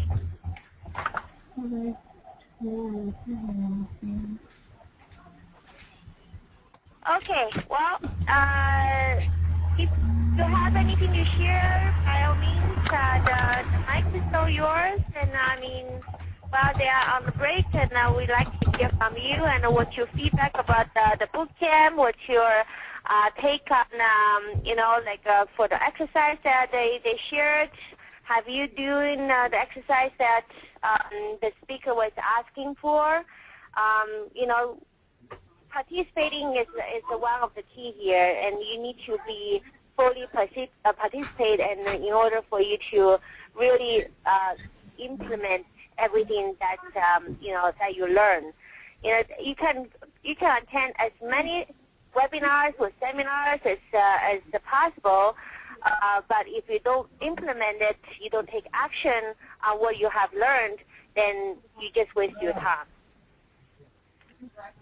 So I want everyone here to really do something with, you spend time here, you spend money in the invest in the business, and you are here today for a beautiful Saturday, and some of you get up like 2 o'clock in the morning. I really wish you can use the knowledge that you learned and use that in your advantage, right? Take that and implement it and do something with what you have learned and move forward with your business. So if you have anything to share, if you like to share, you can either put on in the chat box, or if you like to speak in front of the group, you can raise your hand. I'm going to unmute you. And we have Myra said, I'm happy to have attended. Thanks. I'll continue to take action. Absolutely. That's exactly the key. Taking action. And we have, all right, Julia, Are you still Yes, there? Rose. We have Rose from California. Rose, can you hear us? Hear me? Yes? Okay, I just want to congratulate the GWT family just to put together this boot camp. I want to each LC make sure they attend, you know, they listen, they put in practice, because people pay a lot of money to learn, to listen this kind of meetings. And we have from GWT for all these millionaires, all these experienced millionaires, we have training us and share with us for free. This is amazing. It's amazing. I never see this kind of thing in any company. And I want to congratulate again, and I want to all LEC take advantage in this. Thank you so much for the time. Thank you, Rose. Thank you so much for sharing it. We may take it for granted, and you say, you know, these trainings are expensive. You know, these trainings you have to pay hundreds of dollars, but we get it for free. So let's take full advantage. Let's take action, and let's build our business. Absolutely. Great job, great job. Thank you, Rose, for sharing. And we also, Sammy also said, I'm now seeing the difference, and I now have a target every week, which is amazing. You do need to do that. And Irma said, a very informative training. This is a time to take massive action in our business. And Janet said, that was Brian talking to me personally. Yes, Brian Aranda. That was Brian Aranda talking to me personally. I will be working on my business plan tomorrow with all the dates and the numbers, and I agree so very much so with Rose. We have amazing training in GWT. Let's create the results with the information we create, we receive. Absolutely.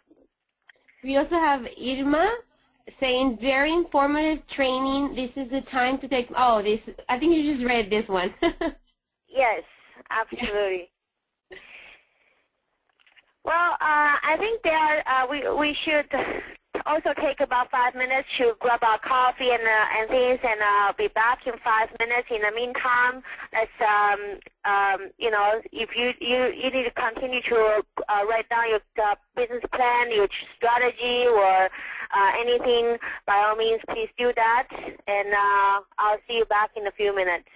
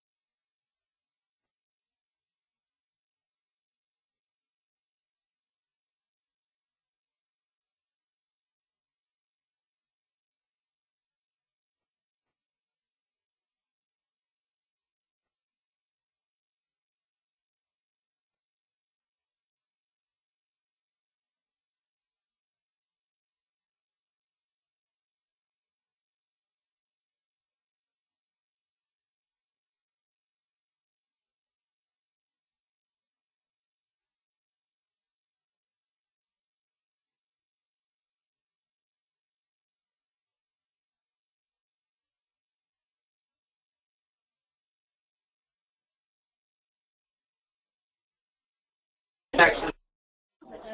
Okay, good to go. Now the world is listening. There we go. All right.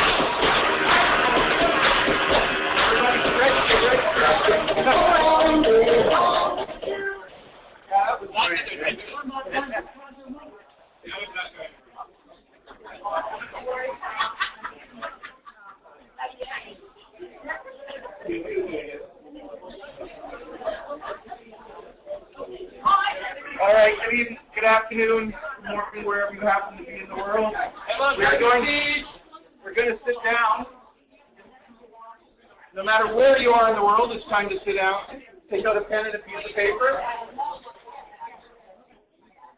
We actually, hey guys, grab your seat, please. All right. We've actually been keeping some of our people running around all day.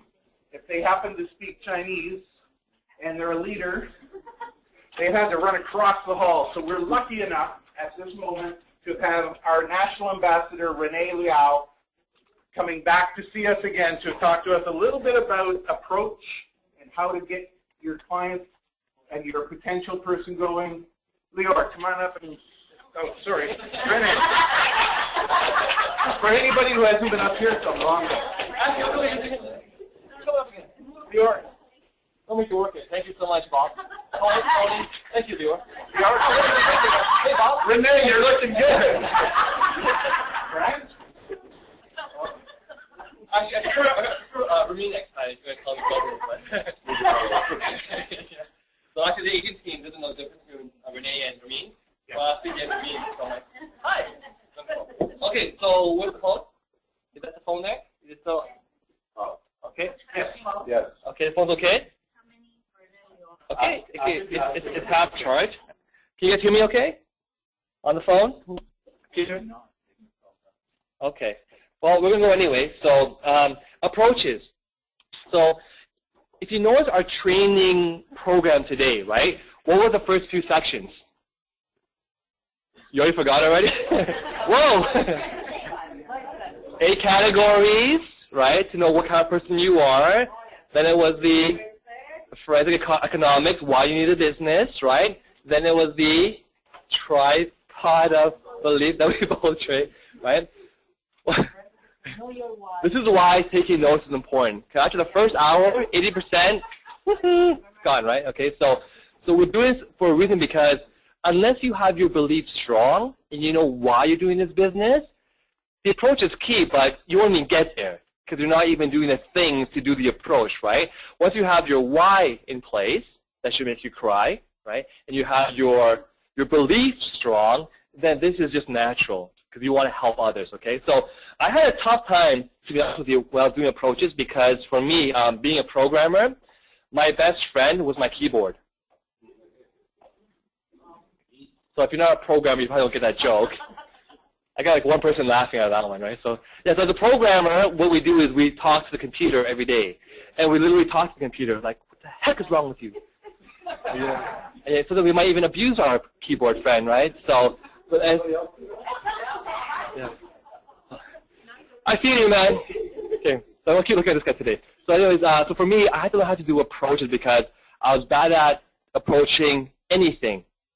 Dogs, girls, business partners. I was just bad at doing approaches, right? I didn't know how to talk to people, so I scared most people away. So in the training here, we're going to teach you guys how to become master approachers. Sound good? Master approacher?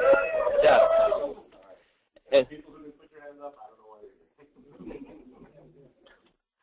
so, number one, why not say too much? The key thing is, again, be the message, not the message, because most people, what happens is that, my butt again? Yeah. Yes, okay. Thank you. They're saying too much of the wrong stuff. It's okay to say a lot, but you want to know what to focus on when you're talking to somebody.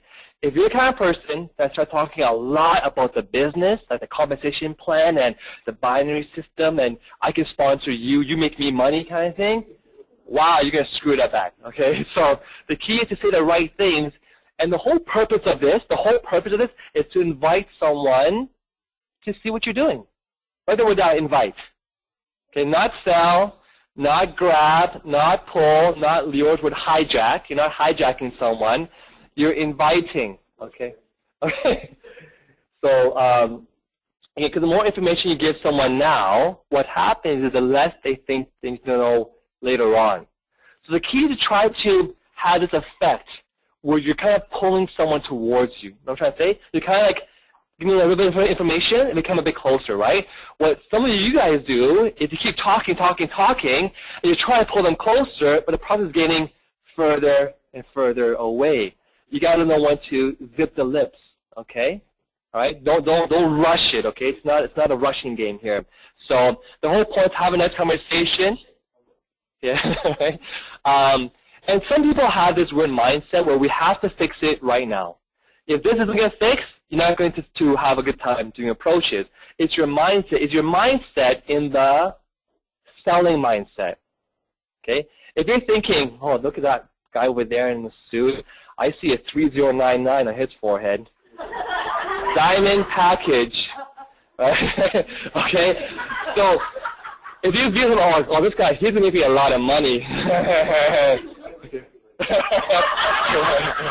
Right? That's a good piece of meat over there. Okay. You see what happens? You see what happens? He feels it. Right? So he's not here to, he's not really trained. He's not really trained. He's just like a prop in here. So, you know, when something happens, he gets pushed away, right? And when you go to a shopping mall, the same thing happens to you. You're going to go buy a pair of something, and the sales agent comes by. What do you feel? You feel this pressure, right? And you try to like turn an angle or something like that, right? Yeah, right. But they're doing their job, but you can feel it when they're coming on too strong, right? And that was my mistake in my first few approaches. I was coming on too strong, and I realized that girls don't like that. I'm talking about the business now. The business. Girls and guys don't like that, right? Okay, so instead of having that selling mindset, try doing the giving mindset. You're here to give people money. You're going to give away a gift certificate of $300. That's not yours, right? So if that's the first tweak in your mind is to give, much better, okay? But more important than giving is have the mindset of sharing, okay? Lior. Sharing. All about sharing. So, what do you do when you watch an amazing movie? Share. You cry. Was that the guy with the pink seats? So, you share it, right? Listen, I just saw this incredible movie. You're going to love it. You got to go see it, right? Am I selling the movie? No. I'm sharing, right? Now, when you're sharing a movie, how do you feel? Excited. Do you feel like you're pressuring the person? No. Do you feel like you're trying to make them do something? No. Do you feel like you want money from them? No. Do you feel like they're going to make you money? No. You're just saying, hey, I just saw something, I like it. You're going to like it too. That's all that sharing is all about. Okay? What do you do when you eat at a great restaurant? And if you say cry. We have a psychologist in the room. What do you do when you eat at a great restaurant? You share, right? You've got to try this pasta at this restaurant. It's incredible. I'm just sharing, right? But notice how your personality is when you share about a restaurant, and notice how your personality is when you share about GWT. Is it a little different right now? Why? It's the same thing, right? So try and make your personality the same as if you're sharing a movie or as if you're sharing a restaurant, okay? What do you do when you find a great deal on something? You share. I just got a free TV. You're going to love it. Where? Renee's house.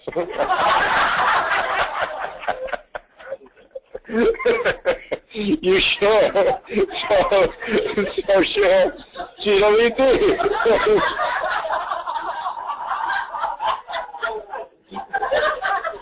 Renee's like, why is my TV missing? So share GWT. Your mind So again, if it's good enough for your family, isn't it good enough for you? Obviously, right? And isn't it good enough for others? Obviously. Okay, so you shouldn't be shy to share this with other people because you did it, right? Give enough people what they want and you will eventually get what you want. So again, like Renee said, there's no dollar bills on people's foreheads. So when you're seeing somebody, it's not, oh my God, they're going to make me so much money. Oh my God, do you know that person? Oh, do you know how much people they know? Oh my God, huge network. Oh. That's what people do, right? But that's not how to approach it. What do you? Oh, okay.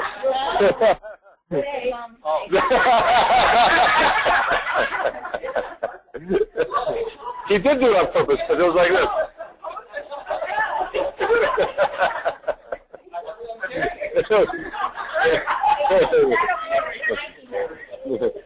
Leave the flexing out of sharing, all right? So, you're just helping people get what they want. So, can you give people what they want if you don't know what they want? Well, so what's the first step you got to take? You got to figure out what they want. So does it make sense to offer somebody something without first knowing what they want? No. Because how do you know they even want it? You don't know. So you got to figure out what it is that they want in their life first and then offer them this opportunity that's going to give them that. Okay? You're not here to get money from people, no dollar sign in people's heads. You're here to help everyone by showing them the incredible GWT opportunity. Now, one thing I was mentioning about is that if you have that mindset where you have that big hope, like, oh, this guy here, and I get those phone calls sometimes. Renee, I have this prospect here.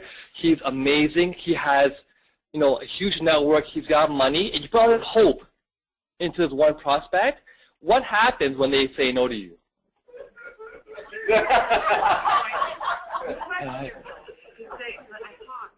It's not a movie, Brian. Yeah. Right? Exactly. And some of you do that in your own mind. It's not out loud like he did. But a lot of you guys, you lose hope. You think that it doesn't work. Because why? Because you put all this hope because you want to get this guy, right? But if your mindset was truly, I want to help Leo or have a better life, if he said no to you, you're thinking, well, you know what? It's his choice. Nothing what? Nothing personal, right? So I'm telling you right now, if you want to make your life approaching easy, you got to change that mindset. If today, some of you have been here for 5 years, I know what you're still thinking the same. You think, you know what? Fresh meat, right? You got to change that mindset. It has to be purely, how can I help this person? Once you do that, I'm telling you the rest gets easy, all right? Good, great. And I do see that even today, a lot of people do that. They get their hopes up. Renee's absolutely right. And then they put all their eggs in one basket, nothing happens, and they lose all their motivation. But you didn't lose your motivation because that person didn't join. You lost your motivation because you put all of your hope on that person. That was the issue. Not one person is not going to make you $1 quadrillion. Okay? There's 7 billion people in the world, and there's a lot of people out there that we can help to have what they want. And if we do that, we're going to get what we want. So write it down. I will be process-oriented, not end result-oriented. If you're end result-oriented, you can pull a Brian. Okay? Be process-oriented, right? That's why you're just thinking, show the tour, share the tour, share the tour, and that's it. Okay? No emotional roller coaster. All right. So there's 3 simple steps. How many? 3. To approach it. Step 1, and by far the most important part that not only happens during the beginning of your business, but it maintains the lifetime of your business with your LCs, it's like and trust. Okay? Because don't think that it's only when you talk to someone that the approach begins. The approach begins the second you say hello. The very first thing you say to someone, that first impression is a lasting impression, right? Okay? So do like and trust. Because if someone likes you, will they join you? Much better chance. If they don't like you, will they join you? No. Everyone want to go buy something, but the sales agent is a doorknob. You don't want to buy from them anymore. You say, no, I'm not going to buy from you because you don't like the person, right? So your first job is to make the person like you. How do you do that? One quick tip, write it down. Smile. Some of you guys, when you get into the approach mode, you're thinking business, you have this serious face. You're like, hi. You're going to freak them out, okay? So be calm, hi. Okay? But don't be like with a weird, like, Lior, hi. Okay? Okay? That's the wrong kind of hi. It has to be the genuine hi, okay? They like you, but they don't trust you. Will they join you? No. So they might like you as like a wingman or like a beer buddy, or that kind of, but if they don't trust that you're the right kind of person to make $1 million with, they might not also join you. So make sure you establish, like, that's your part, like and trust. It's your part. Of course, you can do that by what's called form. Lior, take it away. So like and trust is 66% of your success. This, 66%. Okay, something that's worth that much is probably something you should master. Okay, there's probably, the reason I've sponsored 104 people so far is because of this, and purely this. This is the thing right here, okay? The other 33% is the opportunity, and luckily I don't have to worry about that because we got the best company, the best products, the best compensation plan. What I need to focus on is this. This is what I've been focusing on for the last 6 years, and that's why I've been able to sponsor 104 people, okay, because of this. This is the only thing I want you to really get. This is the approach right here, okay? Like and trust, all right? So how do you get somebody to like you? How do you help somebody see what a great person you are? You ask them what? Question. Why? Two questions tell somebody. Now you care. Big people don't care how much you know until they know how much you guys know this, right? People don't care how much you know until they know how much you care. And they know how much you care because you're willing to ask them questions about their life. That's how they know how much you care, okay? So, family. What are some questions about family you can ask somebody? How many kids you got? Can I have one? Are you married? Can I have your number? No. Don't have my part. What else? Where are you from? Where are you from? Do you want to go?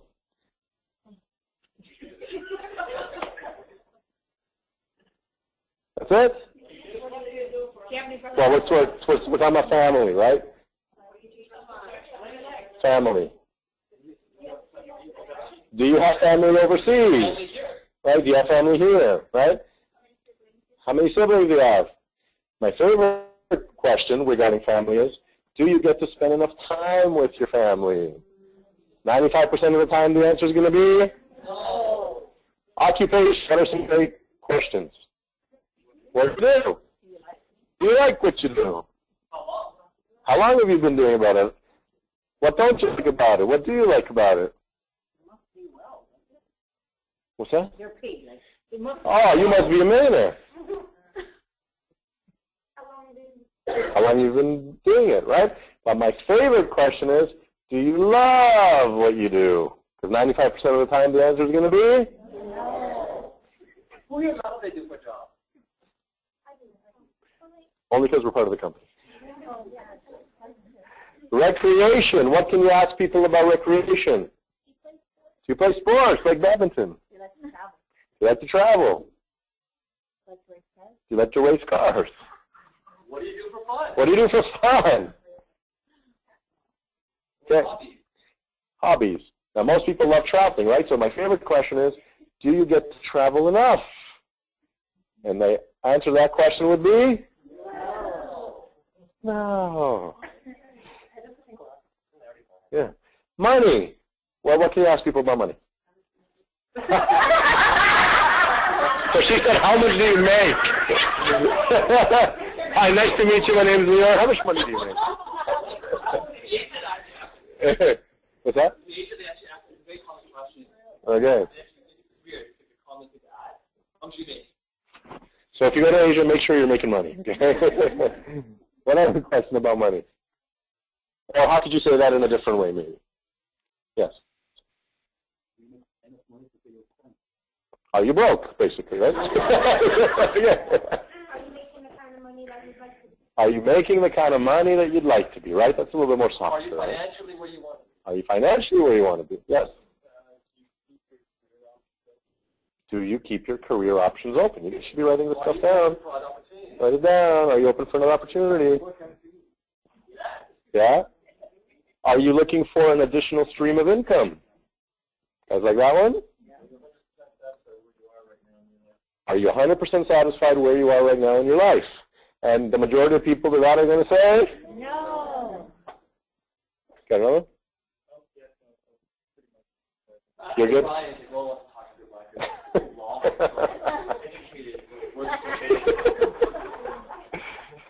So, form, okay? You want to definitely focus on form. Every conversation you currently have today is already using form. When you call people, hey, what's up? How's your day? How's your job? How's the kids?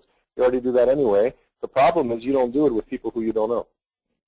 That's what we're talking about here. The same thing you're doing right now with the people you do know, start to do it with the people you don't know. Because when you start to do that with the people you don't know, the fact that you're doing it with somebody you don't know says to them that you care. That's the whole point of this, okay? You do this every day. There's no particular order. You don't have to start here and then move here and then go back here and then go over there. And you don't have to do all of them. You're just looking for something. What are you looking for? Itch. Itch. What's their itch? The dirty spot. Tell me to go take a shower. What? So there isn't like what's missing for them? Yeah, right.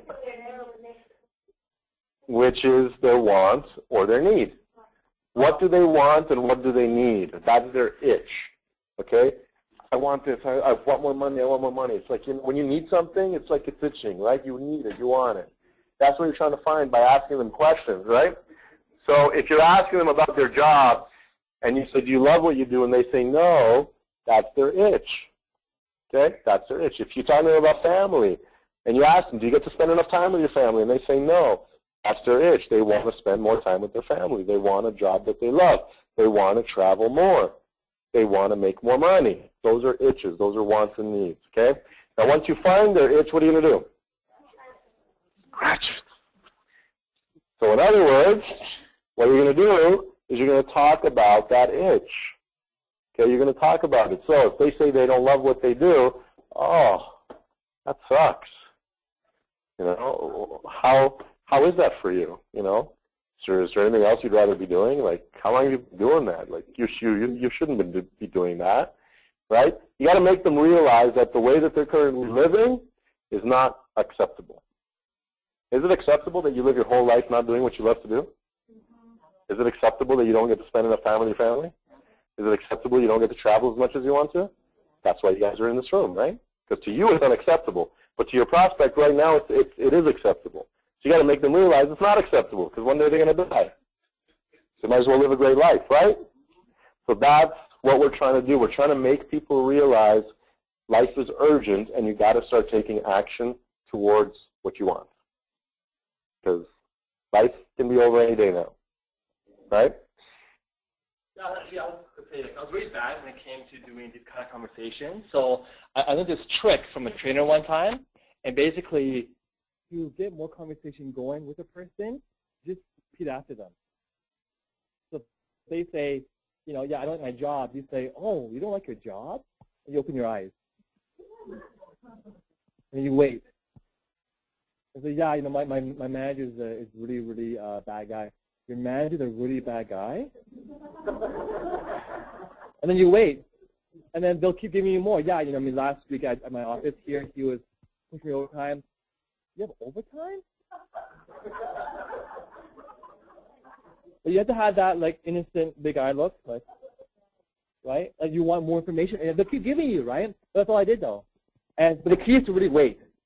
Like, you have to ask and then wait. And they'll tell you, just try it. It's like a stare down. Right, so anyways, yeah, that really worked for me too, okay? So try it, I swear to God. Yeah.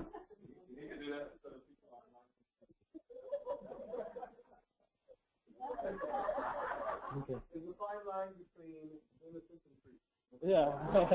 You gotta find that line. You should look curious. Okay, so 3 questions I love to ask. that really gets the ball going is about their occupation. So we kind of mentioned before, you say, what do you do for a living? And they'll say, whatever the answer is, doesn't really matter, right? Then you can then apply question number 2. You can repeat the first one if you want, but number 2 is, oh, how long have you been doing that for?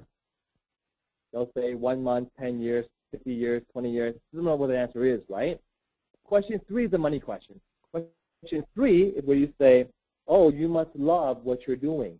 And then you open your eyes. And you wait. And then mostly they'll say, no. The ones who say yes, you say, really?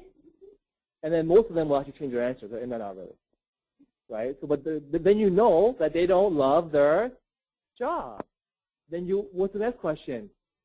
Oh, you don't love what you're doing?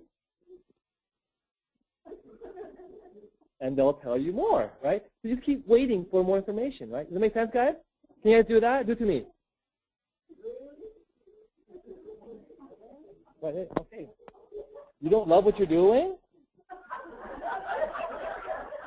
Okay. They'll give you more information. All right. All right. that's a creepy version. Right?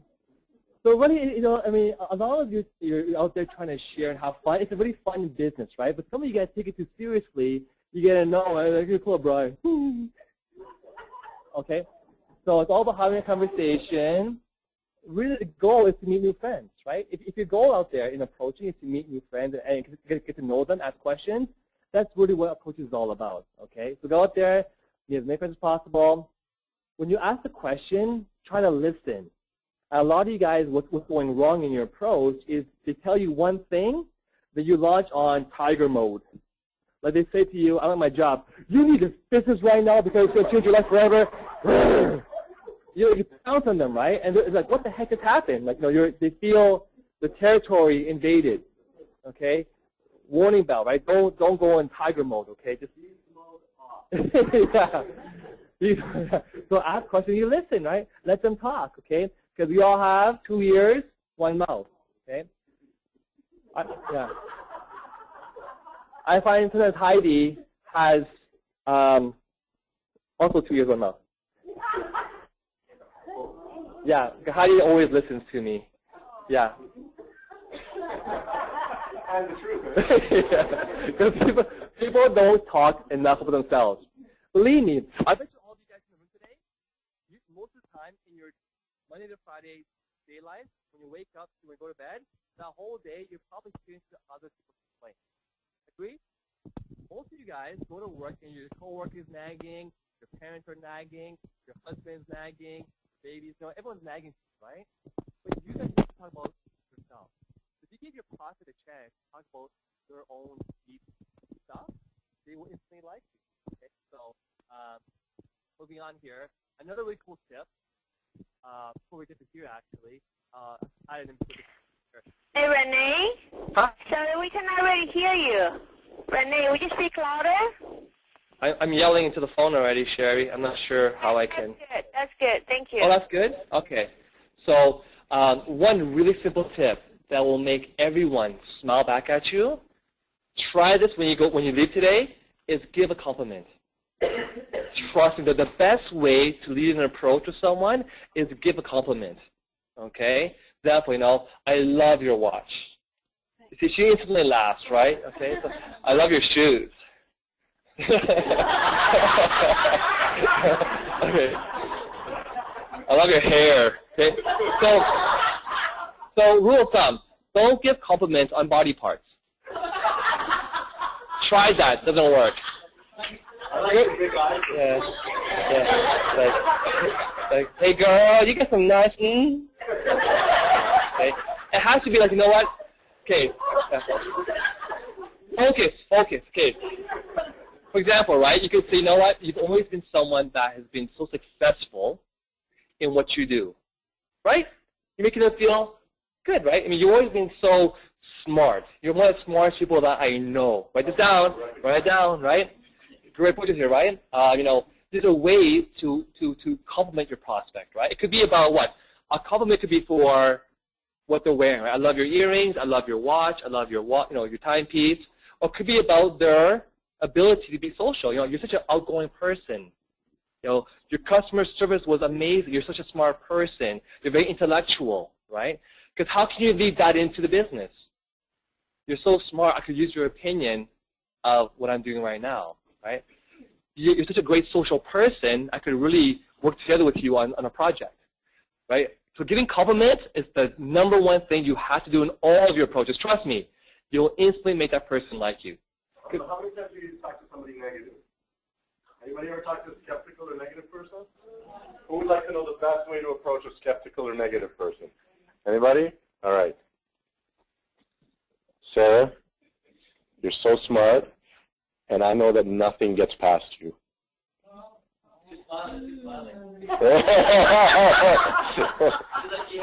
I know that you always look at everything and you know exactly what's going on, and I want to show you something to get your opinion. They love it. They love it. Okay? Love it. So that's all you got to do. Nothing gets past you. You're so good at what you do. I respect you so highly. You're so good. You're very smart in your decision making. All right? Right? Because all we want to do is what? Just have them see it. Right? Because they're actually stopping themselves. Their own brain and skepticism is stopping them from seeing it. So you want to get past that skepticism. How do you do that? Raise their ego. All right? Who here has the last weekend in compliment? Give it a compliment to someone else. Right? How about in the last 2 days? See, most of you aren't. And if you did, your life would be a lot easier when it comes to doing this business, right? How many of you received a compliment last week? Even less. In the last 2 days, who got compliments? Even less, right? Last 5 minutes. Right? So, people feel better, right? If you open the door for someone, it's a good feeling. I hate people who like open the door for them, they don't say thank you. I'm just joking. Okay, so 3 types of people you're going to approach. Close friends and family, which usually you don't have to spend a lot of time building like and trust. Number 2 is not so close friends and family, like the cousin that you don't want to talk to, or maybe it's your mother. Or strangers, in which case type 2 and 3, you need more time to build like and trust. But all 3 give a compliment, right? And don't be fake about it, because your close friends know you, right? You're such a smart guy, John. Like, what are you talking about, Renee? Right? Okay. Can make it genuine. Yeah. Right. Can't let them see through you. All right. So let's be genuine. Okay. So some tips here again. And it's great to give compliments on the products that we have. Because if you say, hey, nice timepiece, they'll say, oh, well, where'd you get yours from? The opening has arrived. Yes, well, actually, I get paid to wear this one. So it's a fairy time. They get paid to wear it. Great way. Huh? How does that work? And then you had that conversation to go forward with, right? So me and Leo in Miami, we went to this liquor shop to buy stuff for, yeah. So in Miami, and it was actually for a gift. It was a gift as a gift for someone else. And the guy at the front desk, we were just talking to him. And we were all blinged out from the tour, right? He's like, oh, like, yeah, it's nice stuff there. Because we were saying, hey, we asked him questions like, how's your job going? How long are you doing it for? Oh, you must love what you're doing. He says, I hate my job. Said, oh, we said, well, you should do what we do. I said, well, what do you guys do? We said, well, we get paid to wear this stuff. And boom, it all came out. And you just like put it, you just hold it there. Hey, we get paid to wear this stuff. You kind of do this, you kind of like. So, I think with our eyes locked on target, you can go ahead. Right? So he said, well, what do you mean? He said, well, let's go for coffee together. Boom. Meeting booked. Like that, right? The purpose is to invite someone to sit down with you for coffee and go over the business. Do not try to do the business verbally, like face-to-face. You can't do that. You got to book a time, it's a set time to go for coffee. You have the PowerPoint ready, and we have 10 minutes left. Okay? but it has to be a booked time slot. Make sense? Okay? I just want to make sure you guys really get what made that out. It was this. This is it. You have to have product. To say, you can't, what do you do? This. You get paid to wear hands? Yeah. So you need products, because as soon as you go like this, it's game over, because the products are visual. People love the products. So, I mean, if you're like from head to toe in Fairy and Posh, that's a really effective way to do the business. Some of you guys, I don't get why, you're still wearing some stuff from another company. Don't do that, right? I mean, imagine going to a Gucci store and they guys wearing an LV tie. Get fired, right? Agree? Right? The Gucci guys had told Gucci stuff, right? So you got to promote what you're talking about, okay? So we're going to fast forward and not do the drill.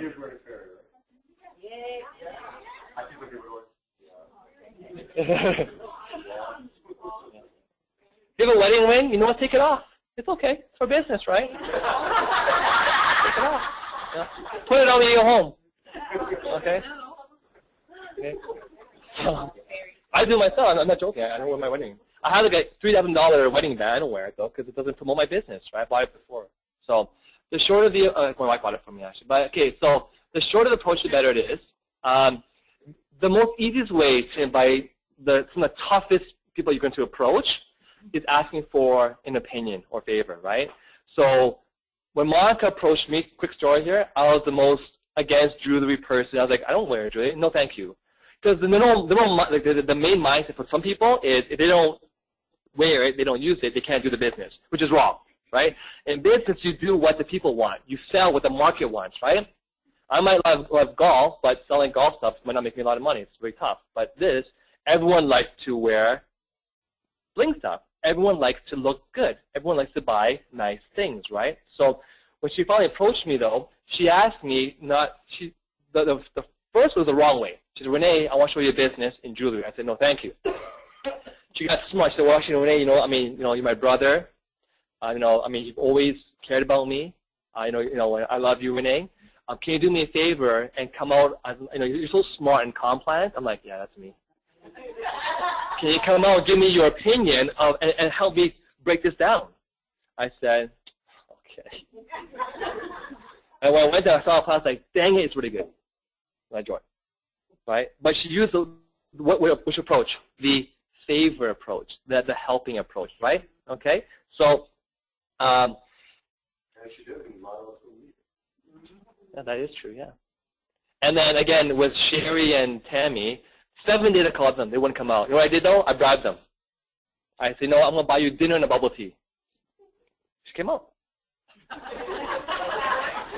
Yeah. So buy your processed bubble tea. It might work, okay? So, now it's like I'll buy dinner and a bubble tea. Yeah. So we have a lot of different scripts here. But again, we've been giving you a lot of scripts because there's so many scripts to go and look at. Go and Google online approaching scripts. There's so many out there. But we've been giving you as much as we could during the last few seconds here, right? So do we have time for a quick drill? 5 minutes. Okay. So let's do one script that's really simple. The first one. Well, we did that one already, right? Yeah. This is one over here. So, so this one here, we're going to change it though. So similarly, when you talk to someone, we're assuming that you now built the like and trust, right? And eventually, the guy with the process will ask you, well, what do you do, right? Or how does that work, right? What you can then say is, well, I'm glad you asked. I'm in a Toronto designer fashion house and run a huge branding campaign right now. We're giving away $300 gift certificates to people just for their opinion of the products and company. And you wait for a response. And you can also add which city you're expanding into. Like, we're expanding into Toronto, Kansas City, the Wizard of Oz, whatever, right? Minnesota. Then wait for a response and then just add whatever city you're expanding into. So this is pretty simple, right? Right? Who wouldn't want to give their opinion for $300? Nobody. Everybody would want to give their opinion for $300. So to put it all together, John, I need a favor from you, or Judy, guess what, or Humphrey, I need your help. Say the script. So John, can you help me with my branding campaign? I would love to grab a coffee with you. My treat, coffee's on me. It's $2. Buy them a coffee, right? And if you're going to Starbucks, buy them water. Is tomorrow at 7 good, or is Wednesday at 1 better? Always two choices. Why?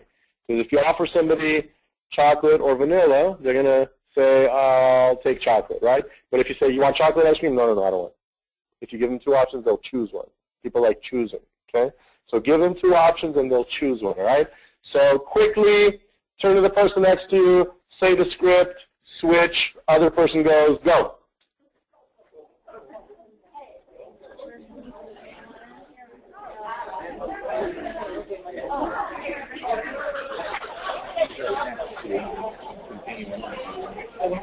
Objections. You want to just stay on? Okay, yeah. Yeah, we'll sit. How long do you guys need for Objections? How much time do we have? An hour for objections? Because we're going to do a hot seat. Yeah, we're going to be done in 2 minutes. There's no tools? There is. But really a tool. And we're going to do a hot seat, right? Yeah. Do you want to do a hot seat before we go through the objections, or do you want to do the objections and then do the hot seat? Or do you want to not do the objections and just do the hot seat? Because we're going to cover the objections while we do the hot seat anyway. Yeah, well, I think we can do the objections first. And we or like the hot seat's the main part. Like, people get more from that than they do from whatever they say. With objection, and then for the hot seat, there'll be other questions we don't get in the objections, such as. Well, the objections pretty much cover everything. There's like plenty of them. Yeah. Why don't we just not say them and just bring people up?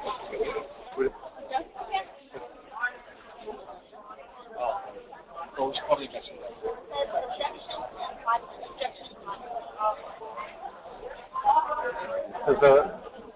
I don't know. My opinion is don't go through them, bring people up, and then we're going to cover them anyway. Unless someone has an objection, and like in the law, and we can cover them. So why don't we cover those after? Whatever wasn't covered. How about we just ask people, what's the most common objection? We'll have a Q&A. Well, if I drop on them, they input their objection, then they come to the document. No hot seat? Probably be like other stuff, right? Like, for example, the back office stuff, and then the company. It's just outside of objections, right? So, Q&A. Yeah, there's more Q&A. Yeah. Okay. Yeah,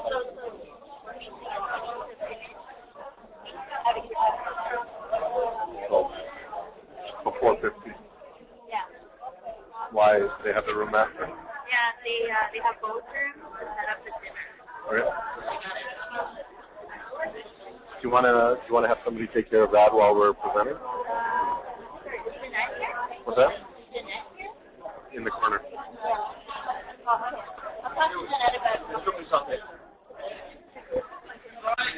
Give your partner a round of applause.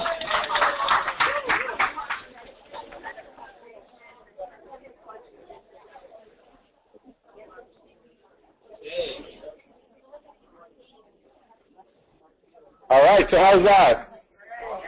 Simple? Is it simple? Tanya, was it simple? Was it easy? Is it GWT? Yes. Simple, it's easy as GWT, right? All right, so tools. Okay, these are some tools you want to be using. Who's got the new Lookbook 3? Who's using it to make lots of money? Tanya, how much money did you make last month using it? Almost $5,000. Okay.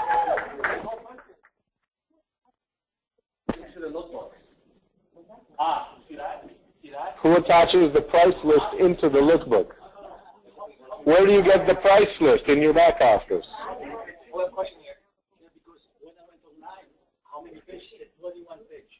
That's only one side. If you do two sides, it's 12. Tough.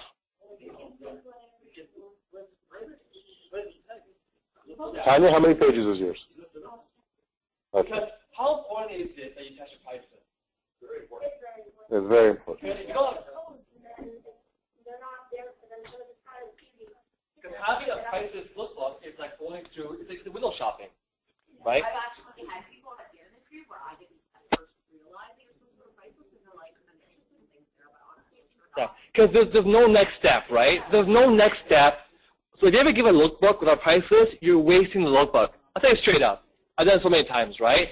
attach the prices because they're going to give you a call back afterwards, right? Because they don't know what's the next step. So attach the prices into the catalog. You got that? No, because some people don't have time to go through your website. People are fast, right?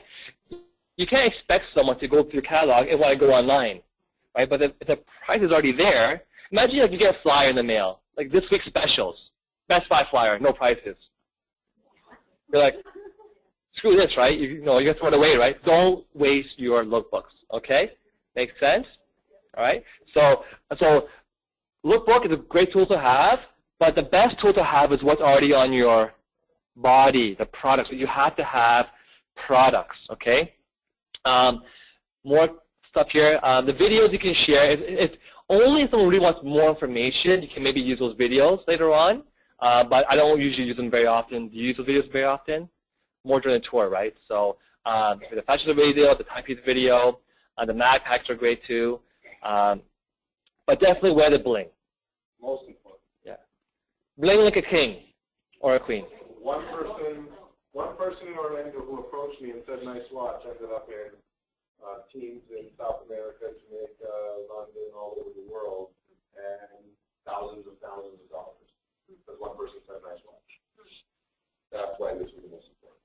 Yeah, do you have a question there, please?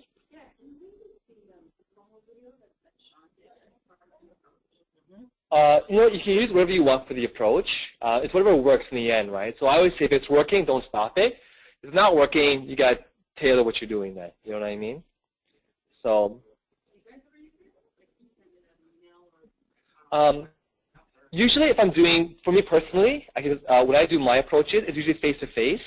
I usually just get the phone number and book a tour. I don't really do a lot of emailing stuff because it might lead, unless I have no choice but to do the email because they're far away. But whenever possible, I try to just book a meeting face-to-face, yeah. Yeah, question? That's why we don't include the price in the catalogs. Because number one, we have 88 countries, 91 countries. Every country's price is slightly different. We can't print, we can't put it inside the prices, right? So it does change sometimes. But always check back the date. So on your business in the file, back off, it'll say date of that price list, yeah.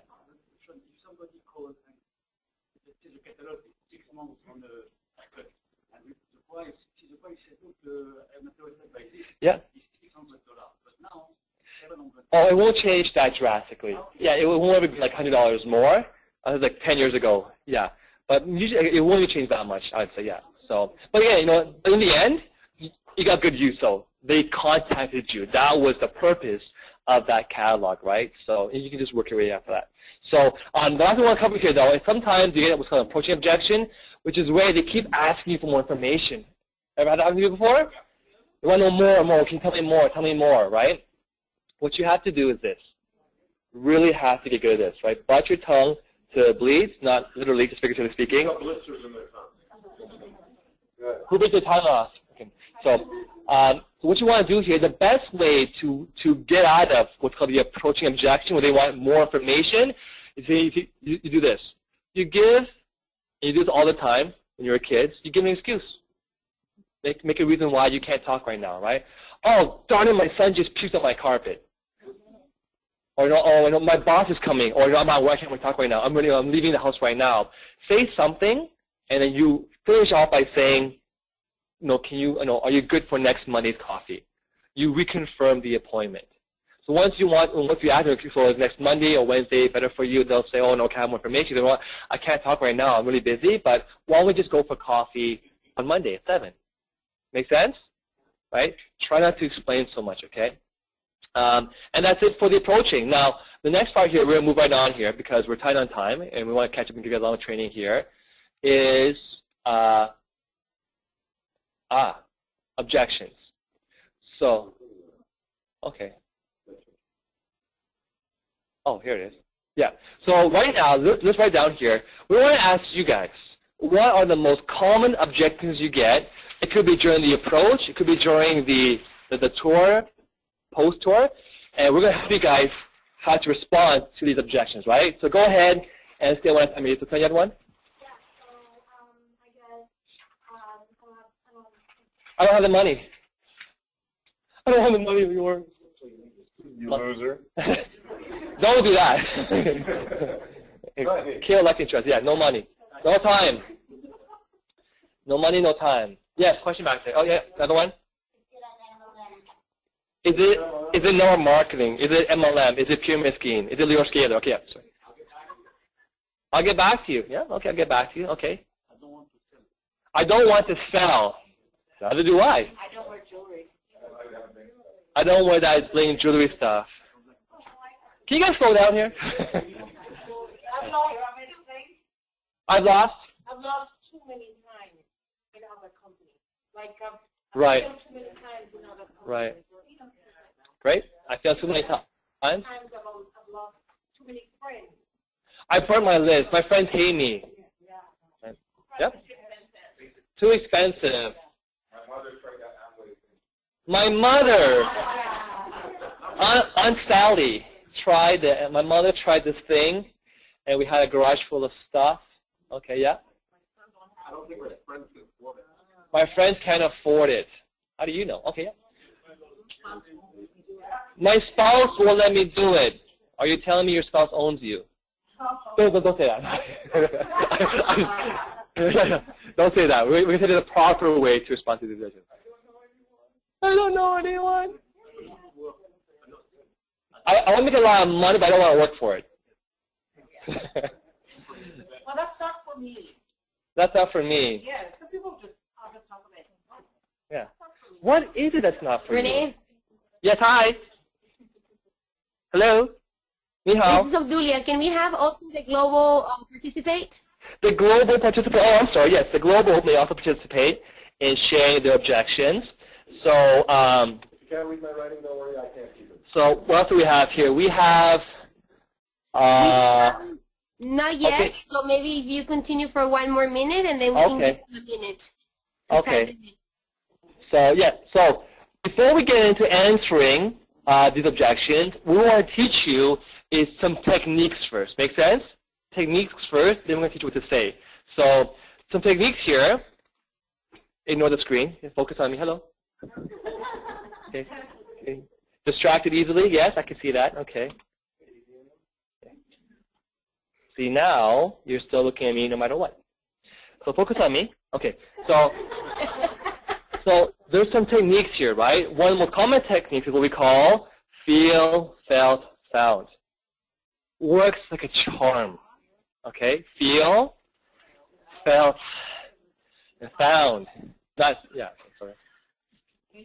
No. Okay. So how does it work? You gotta take it away. How does it work? All right, so. Sebastian, you've heard me do this a couple of times, right? Feel, felt, found? How did it go? Well, usually if it calls me in, I'm just like, yeah. So, you know, somebody says, I don't really enjoy what I do. I just do it because I need food on the table. And you go, I know how you feel. I felt the same way. And what I found, right, was that I didn't have to do what I didn't want to do for the rest of my life, right? Because I found, and then introduce them to the So opportunity. let's put together here. So someone says, I have no money. I know how you feel. I felt that way before. What I found out was if I want to have more money, I need to do something different. I have no time. I know how you feel. That's the way before. What I found out was if I want more time, I need to do something that will give me more time. And what are they going to say after that? Did you find something? What are you doing to have more time? Right? So you're creating curiosity. I hate selling. I know how you feel. I felt the same way before. But when I found out, because it's how real this is, you have that kind of template space, right? You know how you feel. Be real, right? I felt the way before. What I found out was that in actuality, we don't have to sell anything here. We're just sharing the opportunity. And I can create that sharing. What else is here? I don't wear bling. I know how you feel. I used to feel that way too. So psychologically, why does the 3 F's work so well? Because a lot of times your prospect and you are at the same level. Your prospect thinks he's here or she's here. They think you're out in outer space. That you don't relate to them. You don't understand them, right? So all the master salespeople, what they always do is they instantly relate back to you by using the 3 F's. They acknowledge how you feel. If you don't acknowledge how your prospect's concern is, they don't want to listen to you. Once they know you have gone through what they've gone through, oh, now there's something to listen to now. Does that make sense, psychologically speaking? Try this with your spouse. I swear to God, it's amazing. Baby, yeah, I know how you feel, girl. You know, I felt the way before. So anyways, yeah. And we were talking about why this works in the beginning of the approach section with the like and trust, right? Because people don't care how much you know until they know how much you care. When you do feel found, they know how much you care because you know how they feel. I know how you feel. I felt the same way. Or if you didn't feel the same way, say, I know how you feel. I have a friend, Renee, who felt the same way. And what he found, or what we found, right? So if it doesn't apply to you, pick somebody, right? And, you know, we said before, you know, you have 2 ears and 1 mouth, because sometimes what someone's telling you isn't really what they're thinking. People are complicated, right? They might tell you one thing, but in their mind, it's something else. They want to give you like a generic excuse, I have no money, okay? So if I got, for example, it's not for me, write this down. Peel the layers on the onion. Keep peeling. Find the core. What's the real reason that's blocking that person from doing the business, right? Make sense? Hello? Okay? You got to peel the layers back. So someone says to you, it's not for me. Don't try to sell them. Find out what's the core. Well, what is it that you think is not for you? Then it'll lead to something else. Well, I'm not good at selling. Well, you know, then you have, then you found the core reason, right? So some of these items here is not the core reason. Does it make sense? Okay. So 2 techniques here, right? What? Feel, felt, found, and keep peeling the layers on the onion. Okay. And don't forget to be excited while you're doing all this. Right? It's all about your enthusiasm. Right. So. So again, we covered money already. We covered time, right? Do you agree with that? So you say, you know, I realize that if I want to have more time with my family and my thing, I'm busy as of today. I have to do something different in the next 5 years to get more time back, right? And another job or part-time job wasn't going to cut it. I'd be even more busy. I have to find something that gives me more time, right? More money. Sometimes the best way to handle this money thing is, look, if you can't afford $169 to start a business that can give you tax savings of $3,000 to $9,000 back per year and might change your life forever, what you're doing today is not working. Does that make sense? So say it again or no? Okay. So I would say if you don't have the money in the bank right now for $169, which will give you back a tax refund of $3,000 to $9,000, then what you're doing right now, Sarah, is not working. We got to change that. Yeah. Right? You got to have that. Yes, right? So, make sense, guys? So, how this one here? Those MLM things. What do you mean by that? Peel the layer, right? What do they mean by that? Most people say they don't even know what they're talking about. Well, what do you mean by that? Let them try to explain to you what they're thinking. Oh, it's one of those things where you got to tell me the most money. Because this itself, it's so generic. You don't know what's their, maybe they love it. Maybe they actually want to join. So in Asia, someone said it to me, and I was trying to defend it. They actually want to join the business. I'm like, oh. I wasted a lot of time talking to you about stuff that you didn't care about, right? Ask those questions. Want to add anything to that one, Lior? I'll get back to you, right? Oh, okay. What do you need to get back to me on? Qualify whatever they say, right? See whatever's in the way. You're peeling. Yeah. Well, I might say, well, if this is a good one, write this one down. Okay, they say get back to you, wait 30 days, wait 2 days, wait 1 month. Ask this question, right? If there's one thing that's holding you back from getting started today, what would that one thing be? Boom! That's like peeling 10 layers at one time. Does that make sense? Yeah. Should I say it again in English? Okay. If you're going to start today, what is the one thing holding you back from selling today? The one main thing. Yes. And they're going to tell you. Right? Doesn't matter how you say it. Okay. When they have a General Powell chicken shop. Does that make sense, guys? Because a lot of people, and that, because sometimes they give you like a lot of different things. Find that the core reason that might be holding them back. And one time we had a prospect that was sitting there with us, and we were all talking for like an hour. And finally, I asked the question: there's one thing holding you back from getting started. What would that thing be? You know what he said to me? You know what he said? He said, actually, I wanted to join her. I was waiting to get started. He said, I want to join her, but I'm waiting for the form. I'm like, the whole hour we're like trying to like persuade this guy to join, and he was waiting to join. I'm like, great. If I would have asked that question right now, he was actually waiting for the form to get started. His credit card was already ready in his pocket. I was like, wonderful. Blew the whole hour there. Does it make sense, guys? Okay. Renee? More, I can't sell. I don't like selling. What would you? Again, if I found, right? I know how you feel. I felt the same way. I didn't really want to sell either. And what I found was by sharing, I could actually have what I wanted, which will invite them to ask, well, what do you need? And then you can take a...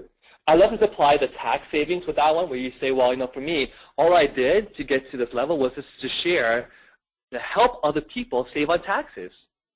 And ask them the question, do you know people who would like to save on taxes? The answer should be yes.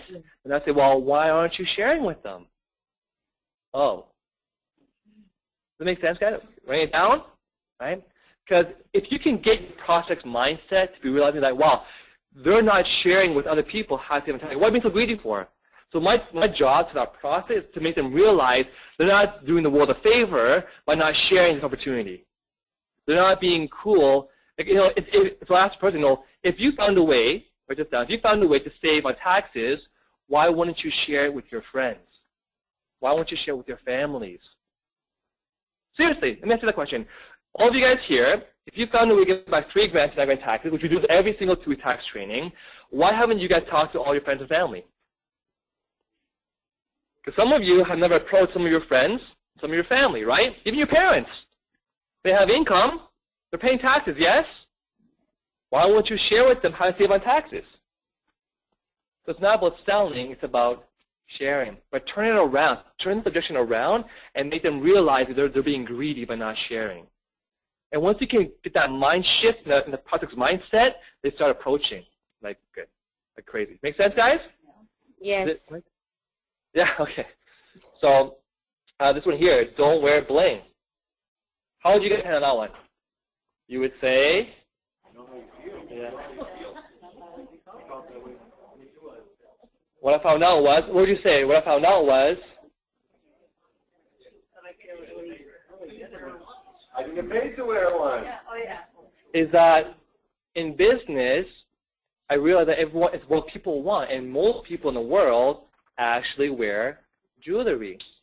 Of all this stuff sold in the shopping channel, it's over like 70% of all sales in the jewelry. Online too, right? That makes sense?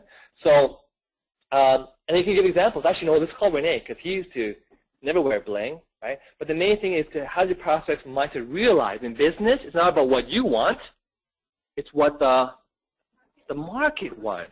And everyone wears bling. Do you know someone who wears bling? Right? Okay. Oh, this is Georgia's. I tried it and I failed before. I lost my money. Right? What would you guys say to that one? Yeah. Now, if you never actually lost money in one, you should. Right? But usually the same thing. Okay. Right? Yeah. But what would you say after that? What I found out was what would you say? Most people fail in something. No, you don't see no negative. At the end, you're inputting, you are going to get it back anywhere from Yes. Is that in this business, you cannot fail. Monetarily wise, you can only make your money back. You cannot fail. But I also add that, I mean, you can't treat these other companies, they're all different, right? You can't go to one Italian restaurant, have a bad experience, and does that mean that all Italian restaurants are bad? No, right? You have, you have one bad girlfriend. Does it mean that all girlfriends are going to be bad? Might as well become a monk. But apparently when you have a bad girlfriend, all men are bad. Yeah. Oh. Right? Renee, let me share with from the world what Right? they say. So the point here is that, guys, it's part of your job when you're trying to handle objections is to kind of shift the mindset of your prospect, right? To, it's not about, failing before. It's understanding that you can't treat this opportunity like this. But let's look at why do most people fail? And Leo, I love how you do this. You always explain to people, why do most people fail when it comes to MLM? Can you do your example where you talk about the profit margins and the other stuff? Yeah, so I mean, This is a great way to handle this question. Well, I failed before. so somebody says, how come nobody makes money in MLM? Anybody ever get that? How come nobody makes money in MLM? So, okay. Go around. Oh, okay, I'm sorry. No.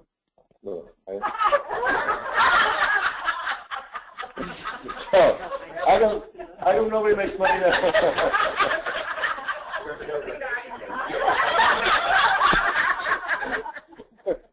Are the guys are enjoying this? How do you take a good look at today? So how come nobody makes money in MLM, right? Well, there's two reasons why you would think that. First of all, most companies, there's two reasons why the average person can't make money in MLM. Number one is low profit margin products. Write this down. This is money. Low profit products. Okay? So when you have a low profit margin product, that means you need an army of people to make residual income, right? Renee talked about this before. So in a standard company, in order to make $10,000 per month, at $1 a person, you need about 10,000 people. Do you know the average person that can build a team of 10,000 people? No, right? And 97% of companies have low profit margin products. This is your health and wellness, skincare, telecommunications, right? They all fall into this category. So why most people don't make money is because they can't do this, okay, in most companies. The second reason why, and this is something Renee talked about before again, is ranks and levels, right? So who can remember what ranks and levels do? Restrict the flow of money from the company to you. So the company gets to keep more money, all right? So because of the ranks and because of the low profit margins, these are the two reasons why some people say most people don't make money. Well, guess what? In GWT, we don't have low profit margin products. We have high profit margin products, right? And when you have a high profit margin product, you don't need 10,000 people to make 10,000 a month. If you want to make 10,000 a month, you need an average of 500 to 700 people. Can the average person do this? That's realistic. 10,000 people is not realistic. Right? Right? Right. Good. So we've eliminated the first issue with most people making money. Now what about the second issue? Well, ranks and levels. The reason companies need ranks and levels is because they can't pay people, they can't pay everybody who qualifies to get paid because of the low profit margin. So the reason they do this is because of the first thing. Is because of the low profit margins, they need ranks to stop the money from leaving. So what happens in GWT is because we have high profit margins, do we need ranks? No. We don't have this problem, so no ranks. Well, guess what, Mr. Prospect or Mrs. Prospect?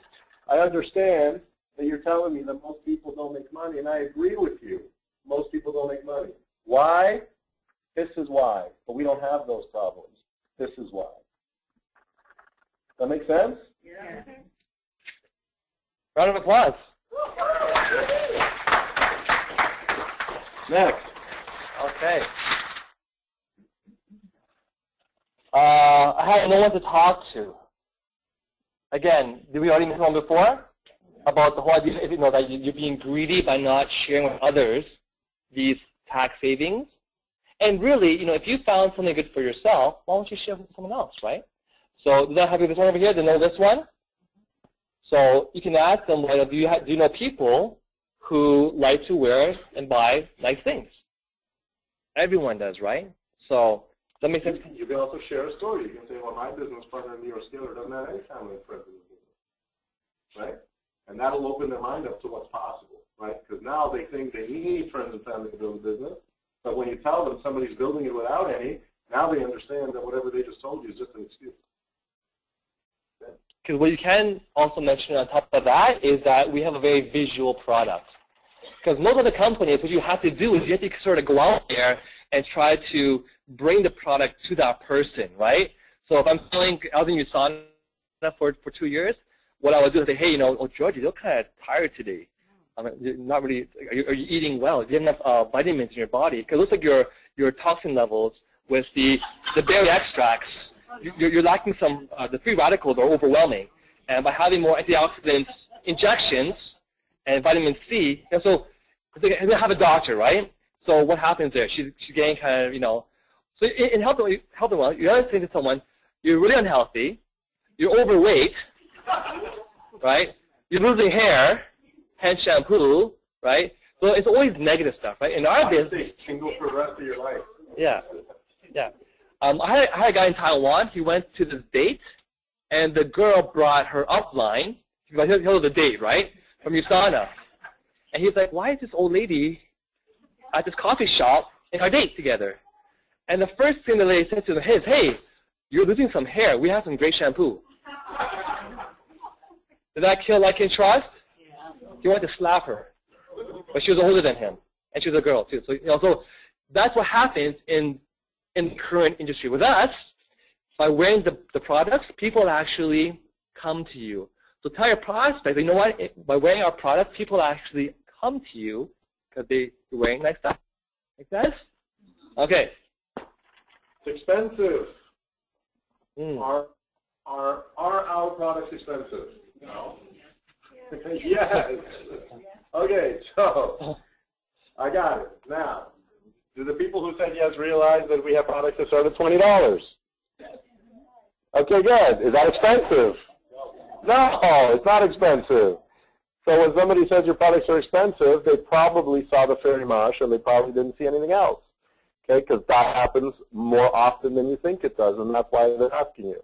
Okay, so when somebody says that your product's expensive, well, we have products that start at $20. Is that expensive for you? And then they'll say, oh, I didn't know that. See, your reaction to that one, a lot of the objection handling is your reaction. If they say it's too expensive, you're like, oh, really? You just lost it, right? Your reaction has to be, no way, we have $20 items, how's that expensive? Right? But your reaction a lot of times is what a person feeds off of, right? So they go to you, it's too expensive, you shouldn't be like, oh yeah, you're right. Don't buy it. Don't buy it. Yeah. You'll have to see you later, right? You gotta display it. Are you kidding me? No, it's $20, Joe. Joe, your 5-year-old nephew can afford this allowance money. Okay, it's your reaction that matters, right? Okay, so but to referring to some of the if they're actually looking at a diamond line and they might say it's expensive, a lot of times they don't realize the different membership prices. But you can compare this stuff to people's, right? Next to our training, I'm from a Chinese team. If someone comes to you and looking at the fairy mosh stuff, and they say to you, oh, well, this ring here at People's is only like whatever amount, right? Your reaction is very important there. If you say, oh, yeah, you're right, you just killed yourself. Don't ever do that, right? Let me ask you something. Okay. If someone went to Tiffany's store today, and the employee in Tiffany's, okay, the guy comes to the person, says to the person, oh, you know what, I found your ring, but at People's for $2,000. How do you think the Tiffany's employee will react? They go buy from People's. Get out of here. Because they're proud about what they're selling, right? You have to have the same pride with your products, right? So don't let people compare our fairy mosh line to some, not to be rude, but garbage jewelry. Because I know that's what it's made out of, right? Okay? If you understand the manufacturing process, if you understand what goes behind our fairy mosh line, okay? So if they're referring to the fairy mosh line, you have to have that pride. You can't compare it to people. Are you kidding me? That, we don't do wholesale. We do custom 21K stuff here. Explain to them very much up. Does that make sense, guys? So your reaction to the objections is also equally important too. Okay. Saying, well, how does your Bugatti compare to the Mercedes? It's like two different worlds apart, right? You can't even put them in the same sentence, right? So you can't even accept that. Imagine if someone goes to the Tiffany's guy and says, you know what, are these real diamonds? What do you think is the reaction to Tiffany's employee? Are you kidding me? Have the same reaction. Are you kidding me? Right? So your reaction matters. Yeah, please. Do you think that feel self-doubt might be a good thing to use that because they do feel that way instead of... Yeah, my rule of thumb is if they're genuine about their, some people say that objection because they actually don't know. Like, well, it seems more expensive, and it's like an honest kind of, from an honest place question. I will do people follow. But they come at you with like the sort of rude or the, like, what's that word called? Aggressive response. Or like they know everything. They say they know everything. You have to have that more stronger reaction. Like, are you kidding me? Right? Because they think they know what they're talking about when in reality they don't. So it's our job to straighten them out. Okay. Make sense? Okay? What if they can compare your jewelry to Tiffany technology? I find that younger generation, are being Yep. So I would say the way I would do it though is that I always use the fifth I found. I know how you feel because if I saw this fairy bag today and I saw this, whatever bag, if I didn't know what went into this bag, I probably wouldn't buy it. But because I know of how they actually manufacture these rings and the amount of, if I did 21K, it's a no-brainer for me. I'd always choose Gray and Marsh. And that's where you become knowledgeable about what you're selling, hence product training, to know how to promote. Our job is to promote the products, right? To know what they're made out of, right, guys? Otherwise, the company would have billboards and advertisements that don't need us to do the promoting, right? Once you know how to explain what goes behind this, like my 22-step process here, it's a one-of-a-kind formula in the world here, right? And the fact that, hey, this one actually pays me to wear it. So I always use that, I can go and buy some other brand name stuff, but it never pays me. I'd rather promote something that pays me back a residual income. When I make $1 million like I do today, then I can buy the other brands that I want. And this is where it comes down to as well as being economically and financially smart, right? A lot of people try to save up all their monies by eating instant noodle and white rice. They say, if I always want to buy this Gucci bag. It makes no sense. If you don't have the money to buy the bag, don't try to buy it if you can't afford it, right? Instead, work on a business, make yourself wealthy, then buy what you want to buy. So I kind of tie those two things in together when I'm talking to my prospect. And just really simply, if somebody compares us to like Tiffany's or something, you already know that we have what nobody else in the world has. So they say, well, how are you guys different than Tiffany's? Well, Tiffany's has 18 and we have 21. That's it. Product knowledge. That's it. Yeah. Okay. And I mean, this is more for why. You know that when other jewelry companies make their rings for you, they already have it pre-made. There's like 20 in stock, right? They just resize it for you, right? So, but what I would say is if you actually look at the Tiffany, they give you an appraisal from Tiffany. They don't give you an appraisal from a third-party, internationally well-recognized company, IGI and Gemini. We do, right? So, you know why they don't give you an appraisal from IGI or Gemini, from Tiffany? No. Because the price that you're paying from Tiffany in the appraisal, if you got the outside appraisal, IGI does not appraise on brand name. They appraise on the gold and the diamonds. So if you took a Tiffany's ring and what you paid for it, you got an appraisal from IGI, you would be like shocked. The appraisal's down here. You paid a huge premium for that, right? Okay. So understand that when you're buying our product, what you're getting, the appraisals from IGI is actually more than what you're paying for. So as an investment point of view and for business, I would always choose Gray and Marsh. That's three of them. They got me married too. Yeah, as a kid, Yeah. Does that matter from an insurance standpoint? Absolutely, absolutely. I should add my slides into the ones over here because insurance-wise, what I call TV home insurance, you can add the jewelry plan, like stolen jewelry into your home insurance plan. It's an extra whatever per month, right? And they cover up to like $80,000 a year, or you can buy the more expensive plans for even more coverage. But they asked me, where's my appraisal from? Because you can get an appraisal from any jewelry store, but it means nothing. It's an opinion, right? You want the world's most recognized appraisal that the insurance companies will insure your ring upon. So if my ring was stolen, as I mentioned before, it gets covered, right? And so they ask you, where's your appraisal from? If you have like a local jewelry store appraisal company, it means nothing. I could give you an appraisal. Renee's appraisal. Charge you $50 for it. Done. This ring is $1 million. Okay. Did you know that every appraisal has 3 gemologists, certified gemologists that actually inspect do the appraisal? The 3 reports go to the master gemologist who does the final report. Did you know that? Okay, well now you know, right? Okay, so yeah, that's why I always tell people. And they're like, wow. How much is a ring? My ring? Yeah. This one here is $20,000, my cost. And the retail was about, I think, was $27,000, and the appraisal was about $30,000, my ring. Yeah.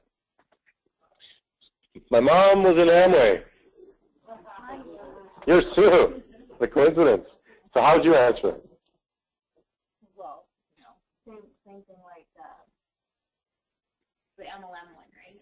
Like, just because you had a bad experience doesn't mean all experiences are bad, right? That's kind of why I went into Mark America, because it had a better compensation plan. But when I saw GWT, it had the best one. Yeah. So that's why I jumped ship. Booyah! Okay. Okay. So very good. So this one here is my mom's MLM thing. My mom's an Amway. I might have fun with that. I might be like, she's not a millionaire by now? She's not a millionaire by now? She's not 30 years ago? Are you kidding me? Right. But then I go back into, well, why did she not become a millionaire, right? Okay. Make sense, guys? And keep on your project, right? And the more you do this, the better you get. It becomes really fun. You're like, give me more. Yeah. More objections. What's that? So you can't get into the habit of this, right? So it's kind of freaky, actually. Like, you love pain. My friends can't afford this stuff. So how would you answer it? But they pay you to wear it is one way, right? But remember what we just said, right? This one's like the too expensive one, right? What did we just say? They said at $20.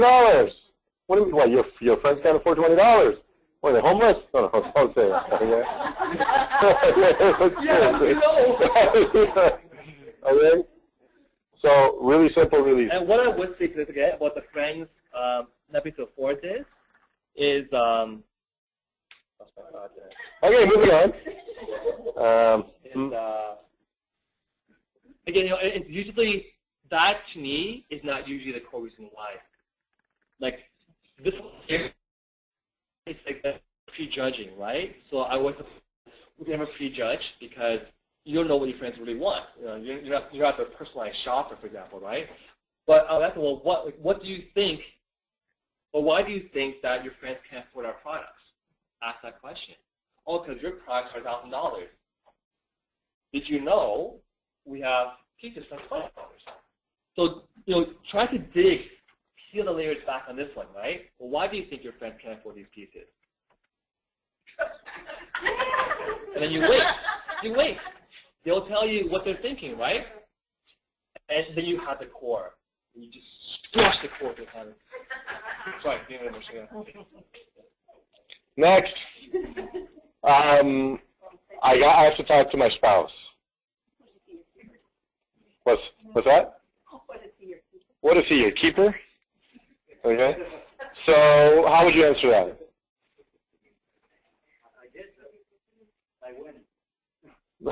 I get that. By when will you talk to your spouse, right?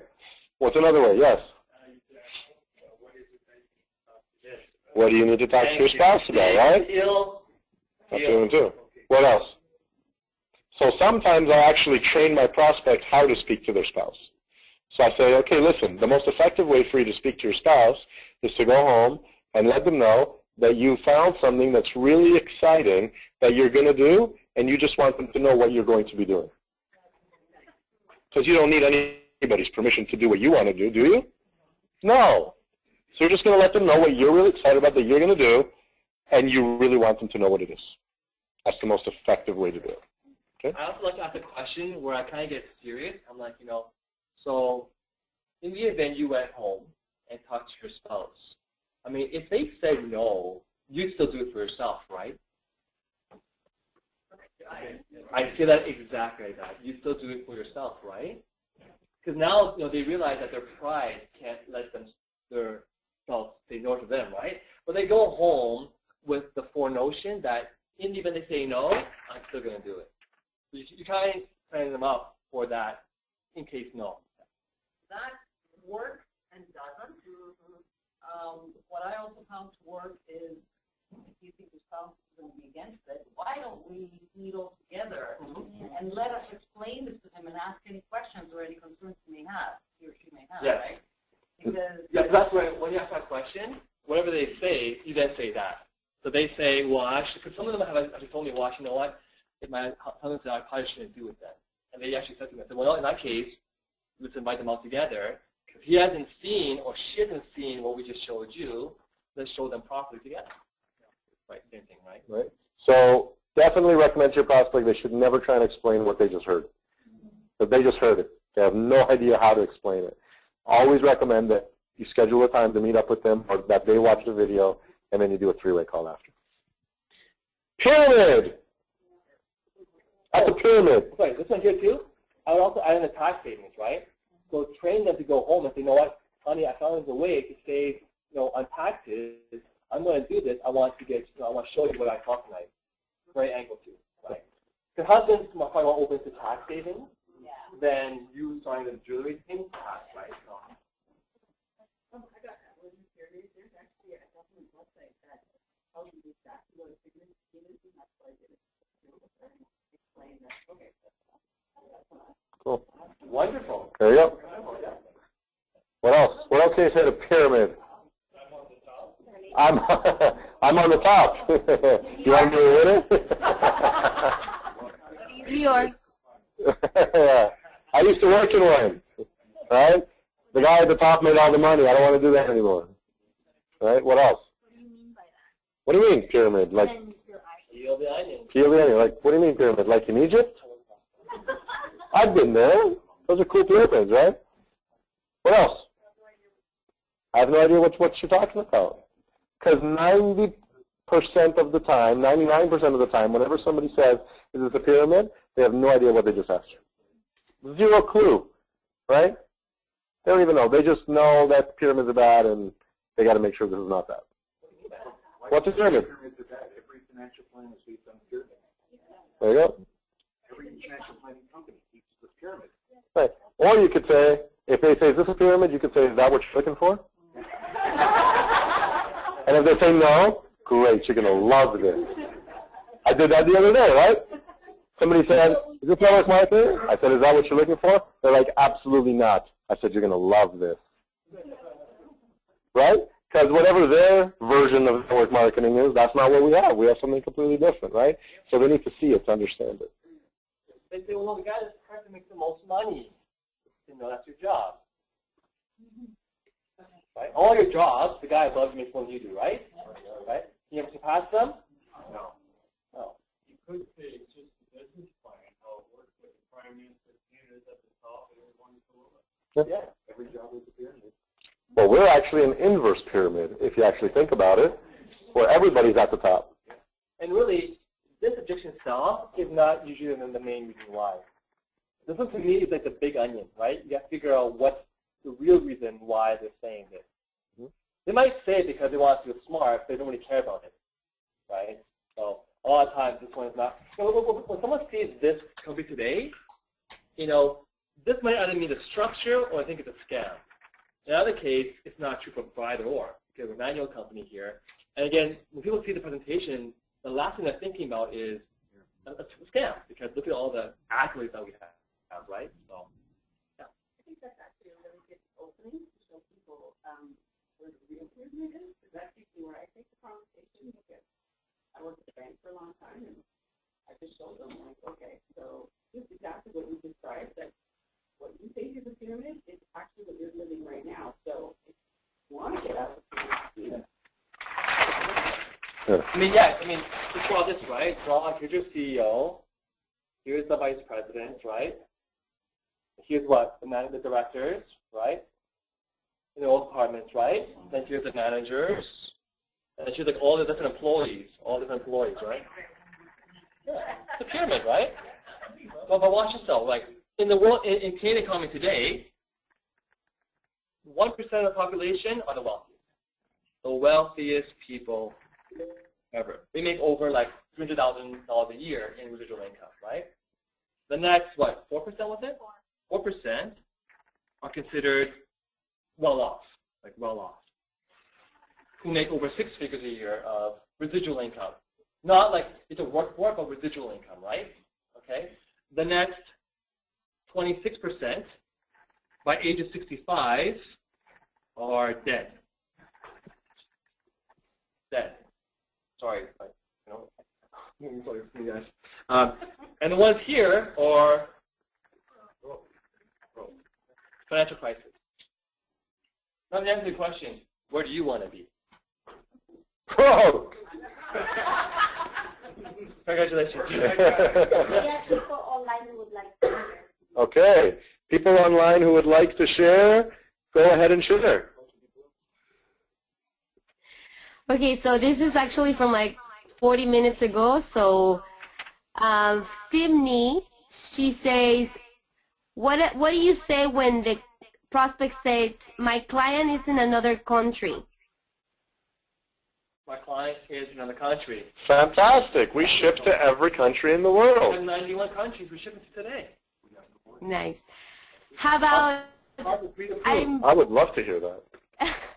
I'm ready to pay, however, I want to touch and feel the product. So if someone says to you, I want to feel a product, I'll say, great, let's get you started and we'll use the product. We have a refund policy, we have a warranty policy, whatever it's right. But in that discussion, what I always say is, as a pioneer, if you want to own a new market, you have to be the one to lead it and, and order all the products in. So be the one to start the home show display, right? So the reason why I could start different markets is because I had a bunch of leaders get together and all get diamond packages, each order product and start a display. So Taiwan, every single week at a coffee shop, all the leaders bring out the $3,000, $6,000 of product and display it. That's how you start a new market. So if you want to be the pioneer, you got to lead by example, be the first to order those products. Or if you want to get one for now, order the gift certificate. And if you think about why would somebody ask you a question like that, is because they want to know if the products are what? Quality, right? They think that if they touch and feel them, they're going to know that it's quality, right? Well, then you can put in some third-party credibility. Well, we were featured in the Canadian Jewelers Association 3 times, and they called our products unimaginable. They cannot even dream of creating high-quality products like us. This way, they might not need to actually touch and feel them, right? Because now you're giving them third-party credibility. Thank you. Sharon says, my company does not let me join another company. Oh, I love that one. My company won't let me join another company. Great. So do you have a wife, daughter, son, dog, cat? See, the beauty about being an online business is when you register online, the companies will know who is joining China. Yang Min Dao, Ping Chun Kong, like this, it's a name, right? That's my brother. Right? Right? See you later. Your skater might become your skater. Right? So again, you can creative ways to get around that. So great, we can use your nickname. But it's actually something that's really illegal for another company to say you're not allowed to join another company. So, they can't restrict you earning a living. And usually, if somebody says that to you, the person who's told them that is their upline, because their upline doesn't want them to go to a different company. Ask them to actually read the policies and procedures of their company, and they probably won't see that. The only case of that, though, is that sometimes you can't talk to your current clients. Right. If you're like a financial advisor, that's cross-referencing. Your clients you have, your financial brokerage doesn't want you to talk to your clients about something else. That is understandable, right? But that's where like and trust. If you build like and trust with the clientele, they won't go and tell on you if you're in your company, right? So, but again, you don't have to even go if you don't want to. You know how to do approaches now if you want. Any more questions? Yeah, 2 more. Only the lucky ones make it. Oh! Actually, okay, that's where... Oh yeah, that was good, yeah. So this is where we would, again, talk to them about, the 2 reasons why most people don't make it. This is why you think the lucky ones make it. But this is why a lot of people make it in GWT. Perfect. And skill, yeah. We teach the right stuff here, right? We have all the reform. You have another question? No, this is repeated from earlier, so it's fine. Thank you. Thank you for the questions. Give them a round of applause. So in closing today, we want to wrap up by having a crossfire, not like with a student stuff, but just ask questions. So I can call upon all the RAs and come up here, and ambassadors, well, yeah, RAs and ambassadors come up here together. If you stand up, we have Sean Haynes, Jeanette Beaver, Brian Arundel, hold on here. Ambassadors and RAs, come up here. And so here's your chance to basically ask anything at all, not just like with objections, but any question you might have about anything at all. Ask those questions. We have all of our senior leadership here who have obviously gotten every question before too, and ask your questions. So fire away, anything at all. Any questions at all? Yeah. I have So the question is, how do you respond to an internet inquiry? Brian, since you got a lot of inquiries about your posting that you have. I guess first of all is it depends on what the inquiry is and how it actually came to you. Yes. On the website that we have, somebody filled in the form and said that I'm interested. Fantastic, right? That's a great thing. So, I mean, at the end of the day, again, it's kind of like, well, you're doing our survey. What do you like best about it? You know, what is it that you, and maybe going back to some of the questions that we talked about at the beginning when you're getting someone started, you know, how much time do they have to invest in something and what they're looking to do, and then just getting them started. I think that one of the key things about online, is just like everything, it's building like and trust. And so even if someone's like that and they say they want to get started, they still need to trust in you. So I would definitely sort of get them on the phone and speak to them and move from sort of just doing the old typing thing and texting thing to a conversation and a dialogue where you can start building belief in yourself. And then if they've seen the business, great. Maybe they've already seen the opportunity. They just want to get started. So which membership makes sense is the one you want to get started at? And get them started and plug them into the system, right? A mistake I see people make is they rely too much on social media. Yeah, you got to They talk don't to pick up the phone and call people. Yeah. And people can hide behind social media, first of all. And number two, people can't feel your energy on Facebook. When you pick up the phone and call somebody, they can feel your energy. That builds a relationship. That's most effective, right? So if you're talking to a lot of people on Facebook, you're not getting results because you're not picking up the phone and calling them. And next to like, don't hear all those people out there who are internet marketers try to tell you how to do your network marketing business. Internet marketers don't get network marketing. Two completely different things. Internet marketers, their goal is to automate every single step so there's no one-to-one communication, right? You can't do that in majority of the businesses out there, right?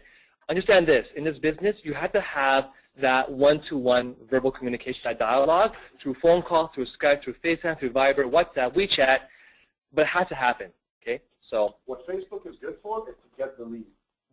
Once you get the lead, now you have to go. That personal touch will actually do more to solidify that moving forward than anything. Because your whole African market, you're doing daily phone calls, like 3 in the morning, all the time. That's hardcore, guy. I used to do that. Luckily, I don't do it as much anymore, but when I first got started, my phone would ring every day at 4:30 in the morning. Every day at 4:30 in the morning. Over there, it was 10:30. So they're thinking, well, he's got to be up by now. And so they would call me every morning at 4:30, and every morning I would take the call. And that was what it took to get that market going. Today, I don't have to do it as much anymore. Today, I get calls at 10 o'clock. I think my first call today was 10. How much per month of sales comes through your African market? About $800,000 a month. A month. So it's well over.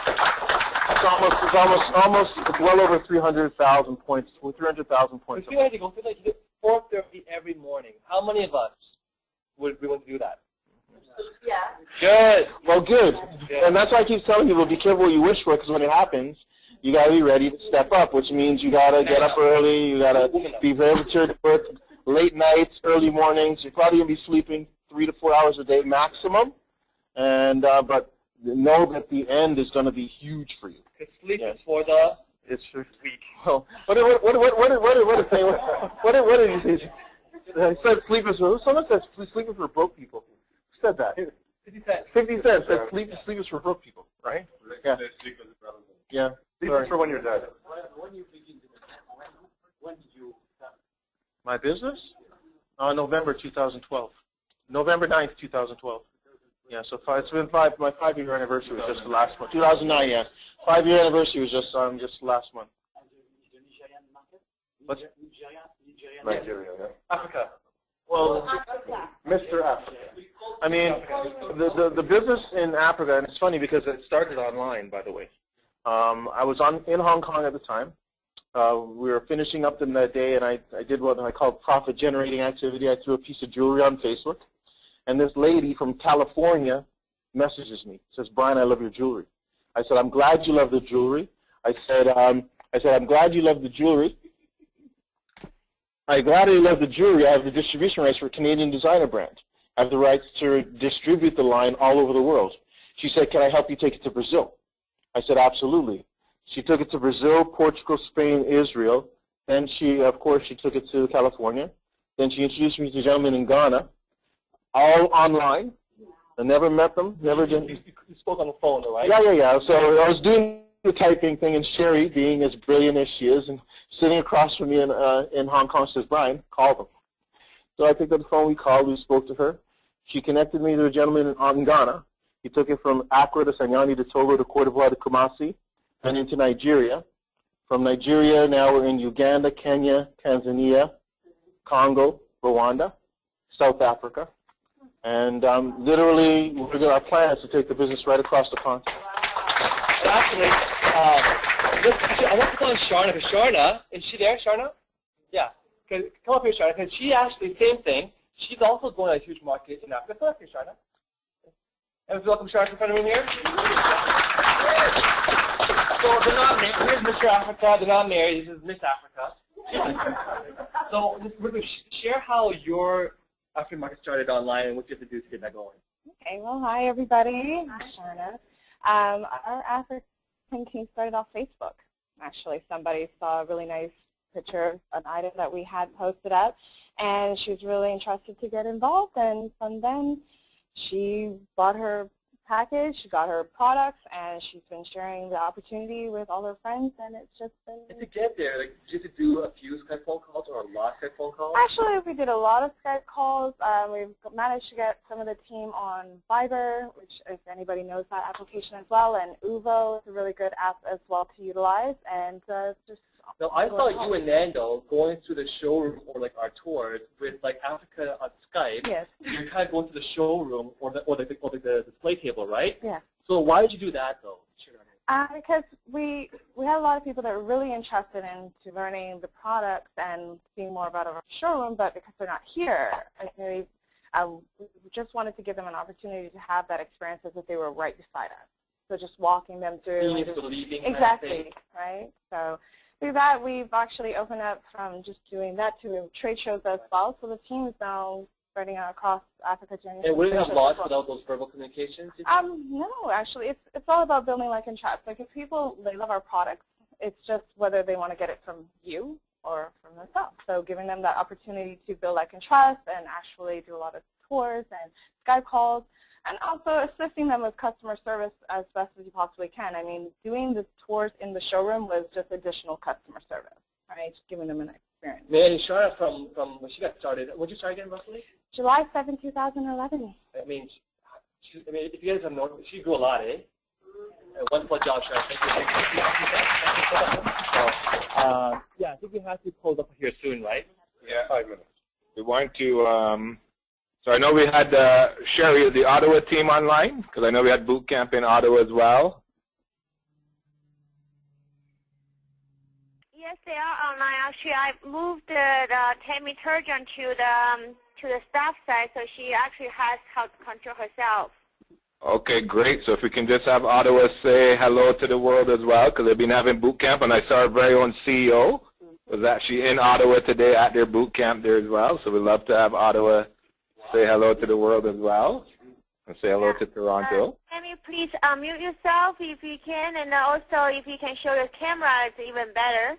Absolutely, we'd love to see them. But we're not on camera, but we can still see you here, so that'd be great. So currently they're muted on their end. okay, so if you can just tell them to come online, I guess we can take one or two more questions, and then. You had a question? Can you guys move the camera to the center so we can see you guys too? Thank you. Absolutely. Absolutely. Africa's a massive continent. And Africa's a massive continent, and there's so much potential there. And there's no way that we have enough manpower there today to cover that whole market. So there's a lot of opportunity there. So absolutely. Yeah, no problem. Anybody else have questions? Yes. Can any of you, I've heard some stories about infinite follow-up, but can any of you tell us any other stories that you had? Somebody that you never gave up on, or somebody? That whole Africa market, it took a year and a half for them to get started. Like, it took a year and a half. So from the day that I first talked to the lady, we were actually doing tours in Africa for about a year before the first person started. And I was actually working with a gentleman as if he had already joined. I was just saying to him, let me work on your behalf. Let me work on, because I knew I just need to connect to people, right? He was my conduit to all these other people. So we were doing tour after tour after tour. He would come to me and say, I'm going to join. And I'd go to Sherry, he said he's going to join. And Sherry said, okay, he'll join, right? And then literally, eventually, he joined. And then I did what you did. I went back to his sponsor, and I said, Andy's getting ready to join. You can sponsor him, or I'll sponsor him. So she joined in California, and he joined in Ghana, and the rest is really history. But it took a year and a half of tours online, probably at least 1 or 2 a week, before he got started. And Marcus, right? You see that room over there? Would it be nice if that was all on your team? So Eric Dean was my coworker from 7 years ago. The first guy I approached at Talent to join this, he said, he's the kind of guy that thinks he knows everything. He said, no, thank you, not for me. 7 years ago. So, every few years on Facebook we actually reconnect again. But just this past year, he saw me holding up this big check of $17 million on my Facebook. I said, well, Renee, what's that thing you're holding up there? I said, well, it's a check of $17 million. He said, well, where's it from? I said, well, you know that company 7 years ago I told you about? I said, yeah, that's the one. He's like, can we go for coffee? Sure. But watch it though. We went for coffee. I think that you were there with him the first time, right? No. 3 times. Yeah, 3 follow-ups with Eric over coffee. This guy, I mean, he saw my life change. Even when we showed him the tour, he still wanted to wait. Still had questions, right? I was going to Taiwan. I said, you know what, you should join now if we go to Taiwan because there'll be more people joining. He waited again. 20 diamonds joined in Taiwan. I came back with Eric, give me some 20 diamonds. And he joined, you know which package? Silver. I was like, really? So I said, you know what? I said, you know what? Because I know once they get their foot in, the upgrades will happen, right? So from Eric though, he brought in someone named Coco, someone brought in Coco. Coco brought this guest to the fashion show. Coco thought it's a pyramid thing, wanted to leave, but the girl she brought was Rita Gao, the Chinese lady, who's the one who started that whole entire room over there. So 7 years, I followed with Eric. 3 tours later, like 5 tours later probably, and through people that he brought in, led to that whole room. So there you go. Yeah. I wanted to be clear though, because I've met some people, they have a different concept of following up.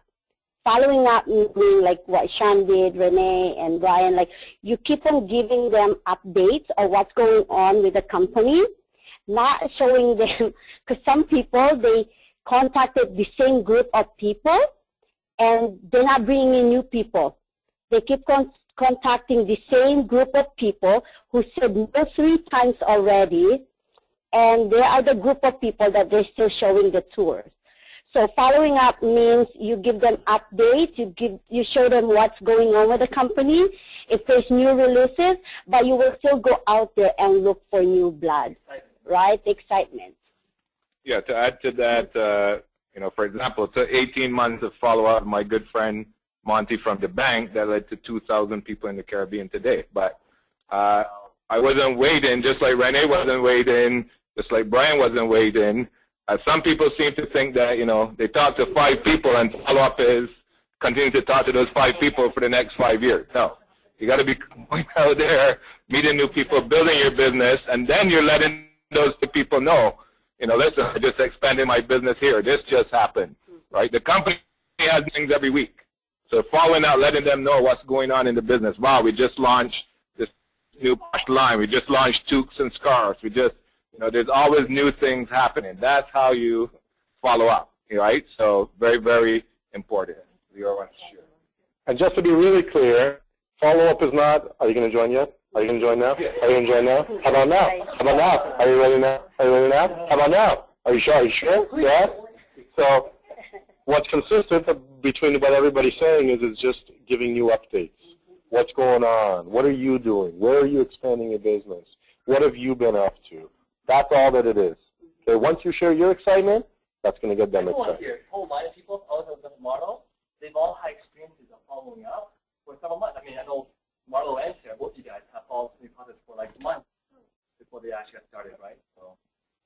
Okay, so I know we're going to yeah, we get wrap up. A lot of questions from some of the ladies in my team. They asked, how do you get prospects to keep on track on what the objective is and that be hit on? A lot of them are being hit on online. And how do you keep them on track? Right? What I'll do is I'll email and be hit upon, which doesn't really ever happen. But you always want to start off by being very clear, you know. So, you know, you can do it very, very subtly. For example, you know, it's great to meet you. If you get that vibe that they're asking those weird kind of questions that they're kind of interested, you throw out there, you know, actually, my husband's calling me right now. If you're not married, make it up. Honestly, you better make it that you have a husband or fiance, whatever it is, than say you're available and leads to the wrong kind of approaches, right? I mean, I have been hit upon a few, once maybe, but no. Cancel? Yeah, credit cards first, and then you say you're married, right? But it'd be very clear, though, and as an ad to the trend at the acquisition summit, always be clear that you're professional, yeah. So, I'll have the ladies here. Maybe you want to share more. Okay, so did we get auto online, Sherry? Otherwise, being online, I just don't know when they're going to unmute themselves. Okay, well, we got to go here. So I know you just want to thank everybody who's been online today from around the world.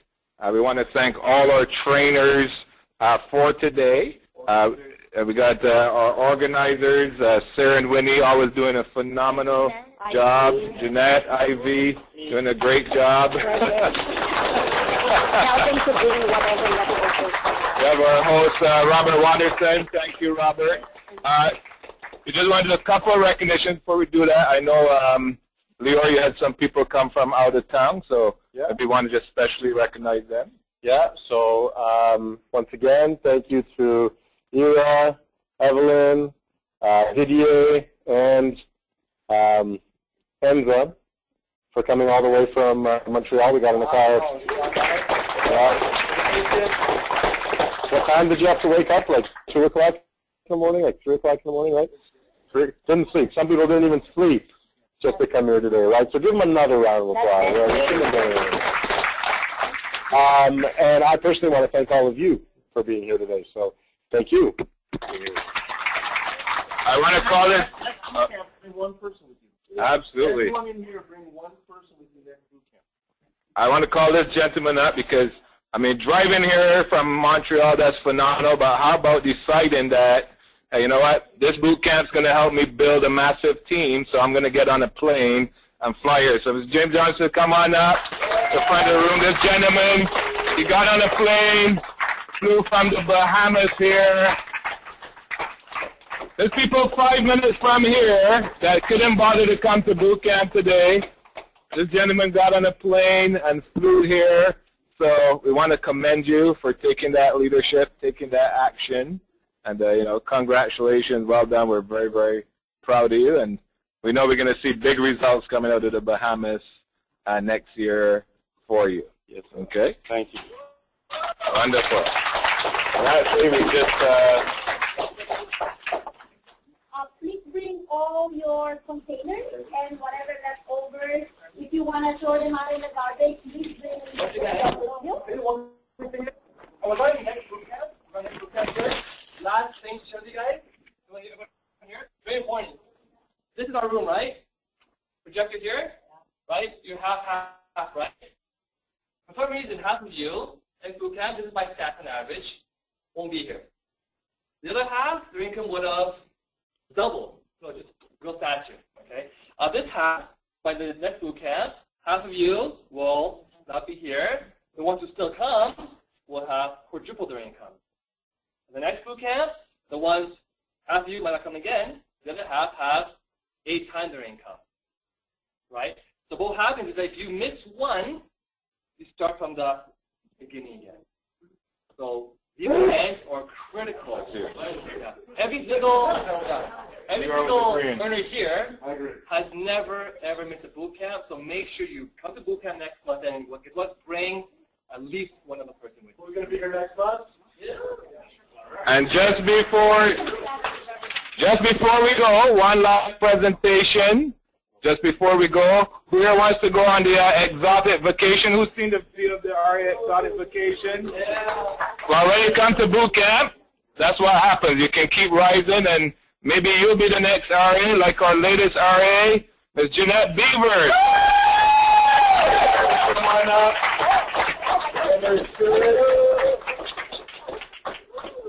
Congratulations, Jeanette. Your shirt. Wow. Yeah, you're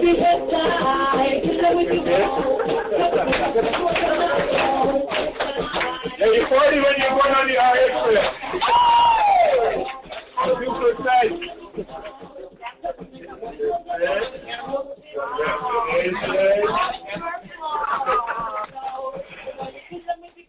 Come on up. For the day.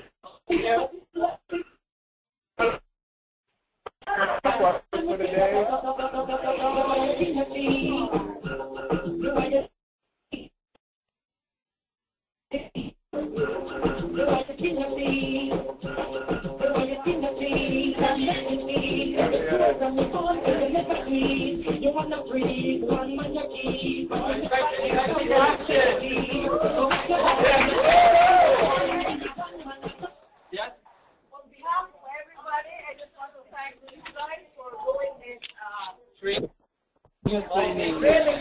Awesome. Again, thank you everybody online. Thank you Sherry and Abdulia running the day online, and hi to our Ottawa team. Sorry we didn't get to hear from you, but I know you guys had a great day in Ottawa.